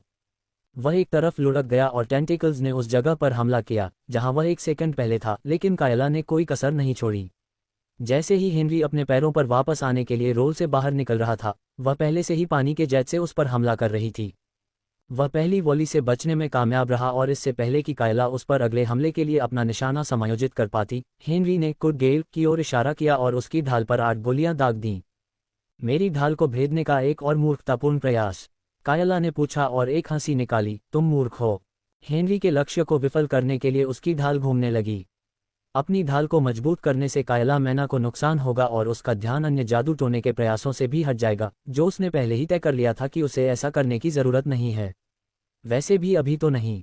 पिछली बार जब गोलियां उसकी ढाल को भेदने में सफल हुई थीं, तो यह विशिष्ट स्थानों पर लगातार हमलों के कारण हुआ था, जिससे वे घिस गई थीं और गोलियां अंदर चली गई थीं। इस बार अलग था, क्योंकि ढाल लगातार गति में थी, इसलिए दुश्मन एक ही स्थान पर निशाना नहीं लगा सकता था। या ऐसा कायला ने सोचा। आप देखिए, मैनुअल निशाना लगाने से हेनरी पर अस्थायी रूप से आकर्षण खत्म हो गया था। जब उसके पास ऐसा कौशल था जो इसमें मदद कर सकता था, तो निशाना लगाने के बारे में जानबूझकर क्यों परेशान होना चाहिए। Less than guiding shot greater than. कटगेल से निकली पहली गोली होमिंग सिग्नल से भरी हुई थी, जो अगली गोली को उस जगह ले गई जहां उसे लगना चाहिए था। अगली गोली होमिंग सिग्नल का अनुसरण करती हुई चली, जबकि उसमें अभी भी एक और less than guiding shot greater then था, जिसने सुनिश्चित किया कि अगली गोली उसी जगह लगे और फिर लगातार चलती रही। ढाल में छेद करने के लिए केवल 4 शॉट लगे और वह चौथी गोली कायला के बाजू में लगी, जिससे उसे less than guiding shot greater then का होमिंग सिग्नल मिल गया। जब उसने दर्द की एक आश्चर्यजनक आवाज निकाली और खून बहने पर अपनी बाजू को पकड़ा, तो कायला ने अपनी ढाल को अपने शरीर के करीब खींचा और इस निकटता ने उसे अगली गोली को रोकने की अनुमति दी, जो उस पर रखे गए होमिंग सिग्नल का अनुसरण कर रही थी। लेकिन उस गोली में less than guiding shot greater than भी था, इसलिए अभी अभी समाप्त हुई प्रक्रिया फिर से शुरू हुई और अगली 3 गोलियों ने एक और छेद बनाया, जिसमें ये छेद करने वाली गोली उसके पेट में घुस गई, जहां निस्संदेह इसने एक अंग को छेद दिया। अरे! कायला ने खून थूका और चिल्लाए। लगभग ऐसा लग रहा था जैसे वे अपनी मर्जी से काम कर रहे थे। उसकी पीठ के पीछे के टेंटेकल्स ने हेनरी पर हमला किया, लेकिन उसने उसे बचाव में उसके टेंटेकल्स को एक तरफ मारने का आदेश दिया। वे ज्यादा दूर तक नहीं मारे गए और जब उसने महसूस किया कि उसके एक पैर के चारों ओर कुछ फिसलन भरा और मजबूत लपेटा हुआ है, तब हेनरी ने जल्दी से गिनती की और पाया कि केवल 4 टेंटेकल्स ही उस पर सामने से हमला करने आए थे। 5वें ने उसके शरीर के एकमात्र हिस्से पर चुपके से हमला करने की कोशिश की थी, जिसकी उसके टेंटेकल्स बाकी हिस्सों की तरह सक्रिय रूप से रक्षा नहीं कर रहे थे। लानत है! हेनरी चिल्लाया और कटगेल को नीचे की ओर घुमाया ताकि उसका वजन बढ़ जाए, जब वह टेंटेकल से लगभग 1 इंच दूर था और उसने देखा कि वह टेंटेकल से टकराया और उसे तोड़ दिया। हुँ! हेनरी ने आश्चर्य से कहा। उसे अनुकूल परिणाम की उम्मीद थी, लेकिन उसने वास्तव में यह उम्मीद नहीं की थी कि कटगेल एक कुंद हथियार के रूप में इतना कारगर साबित होगा।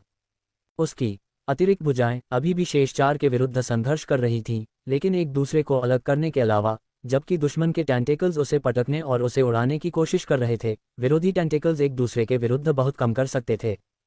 ठीक है, हेनरी ने कहा और वह पहले से ही कटगेल को घुमा रहा था। दुश्मन के टेंटेकल्स को व्यस्त रखने के लिए अपनी अतिरिक्त भुजाओं के साथ वह अपने जादुई रिपीटर के वजन में वृद्धि के साथ उन्हें नष्ट कर सकता था। ये कुछ ही सेकंड में खत्म हो गया और कायला ने उस समय का उपयोग कुछ औषधियों को पीने के लिए किया था। हेनरी को यह पता था क्योंकि उसने उसे खाली बोतलों को फेंकते हुए देखा था जब उसने उसे देखा था। तुमने मुझे चौंका दिया, कायला ने कहा। मैं वास्तव में तुम्हें मारना चाहती हूँ, लेकिन मैं तुम्हारा लगभग उतना ही अध्ययन करना चाहती हूँ। मैंने खुद को कभी शोधकर्ता नहीं माना, लेकिन अब मैं खुद को बहुत उत्सुक पाता हूँ।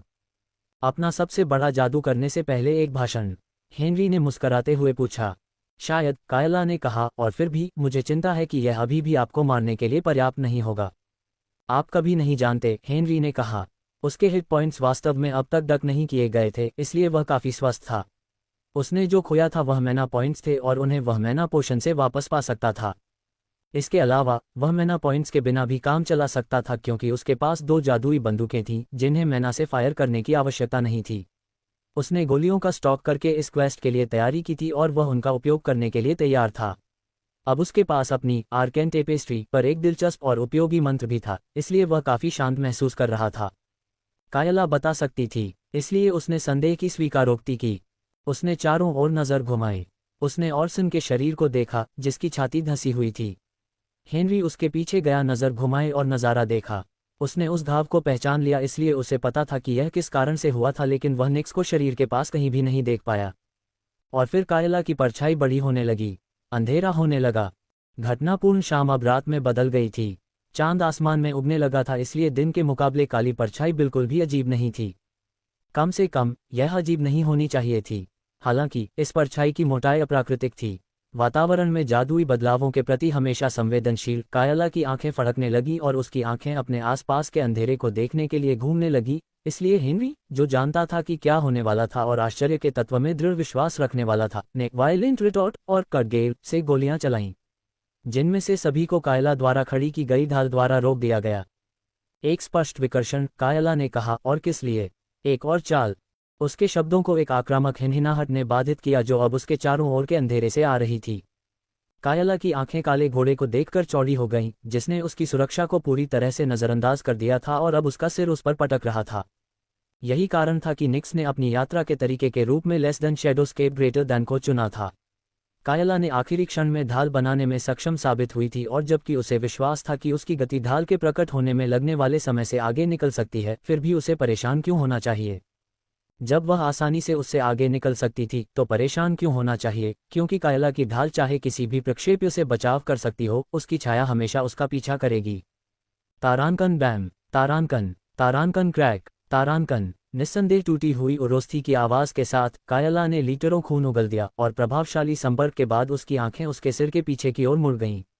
केवल सफेद भाग दिखाई दे रहा था और वह पूरी तरह से बेहोश दिख रही थी, लेकिन केवल एक सेकंड के लिए। जब वह अभी भी हवा में थी तो उसने एक जादू का जाप पूरा किया जो उसने इस आश्चर्यजनक हमले से पहले अपने दिमाग में शुरू किया था।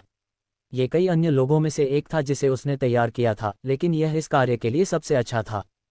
एक जादू का घेरा दिखाई दिया। ये छोटा था और इसमें से एक छोटा सा टेंडल निकला जो निक्स की गर्दन के चारों ओर लिपटा हुआ था।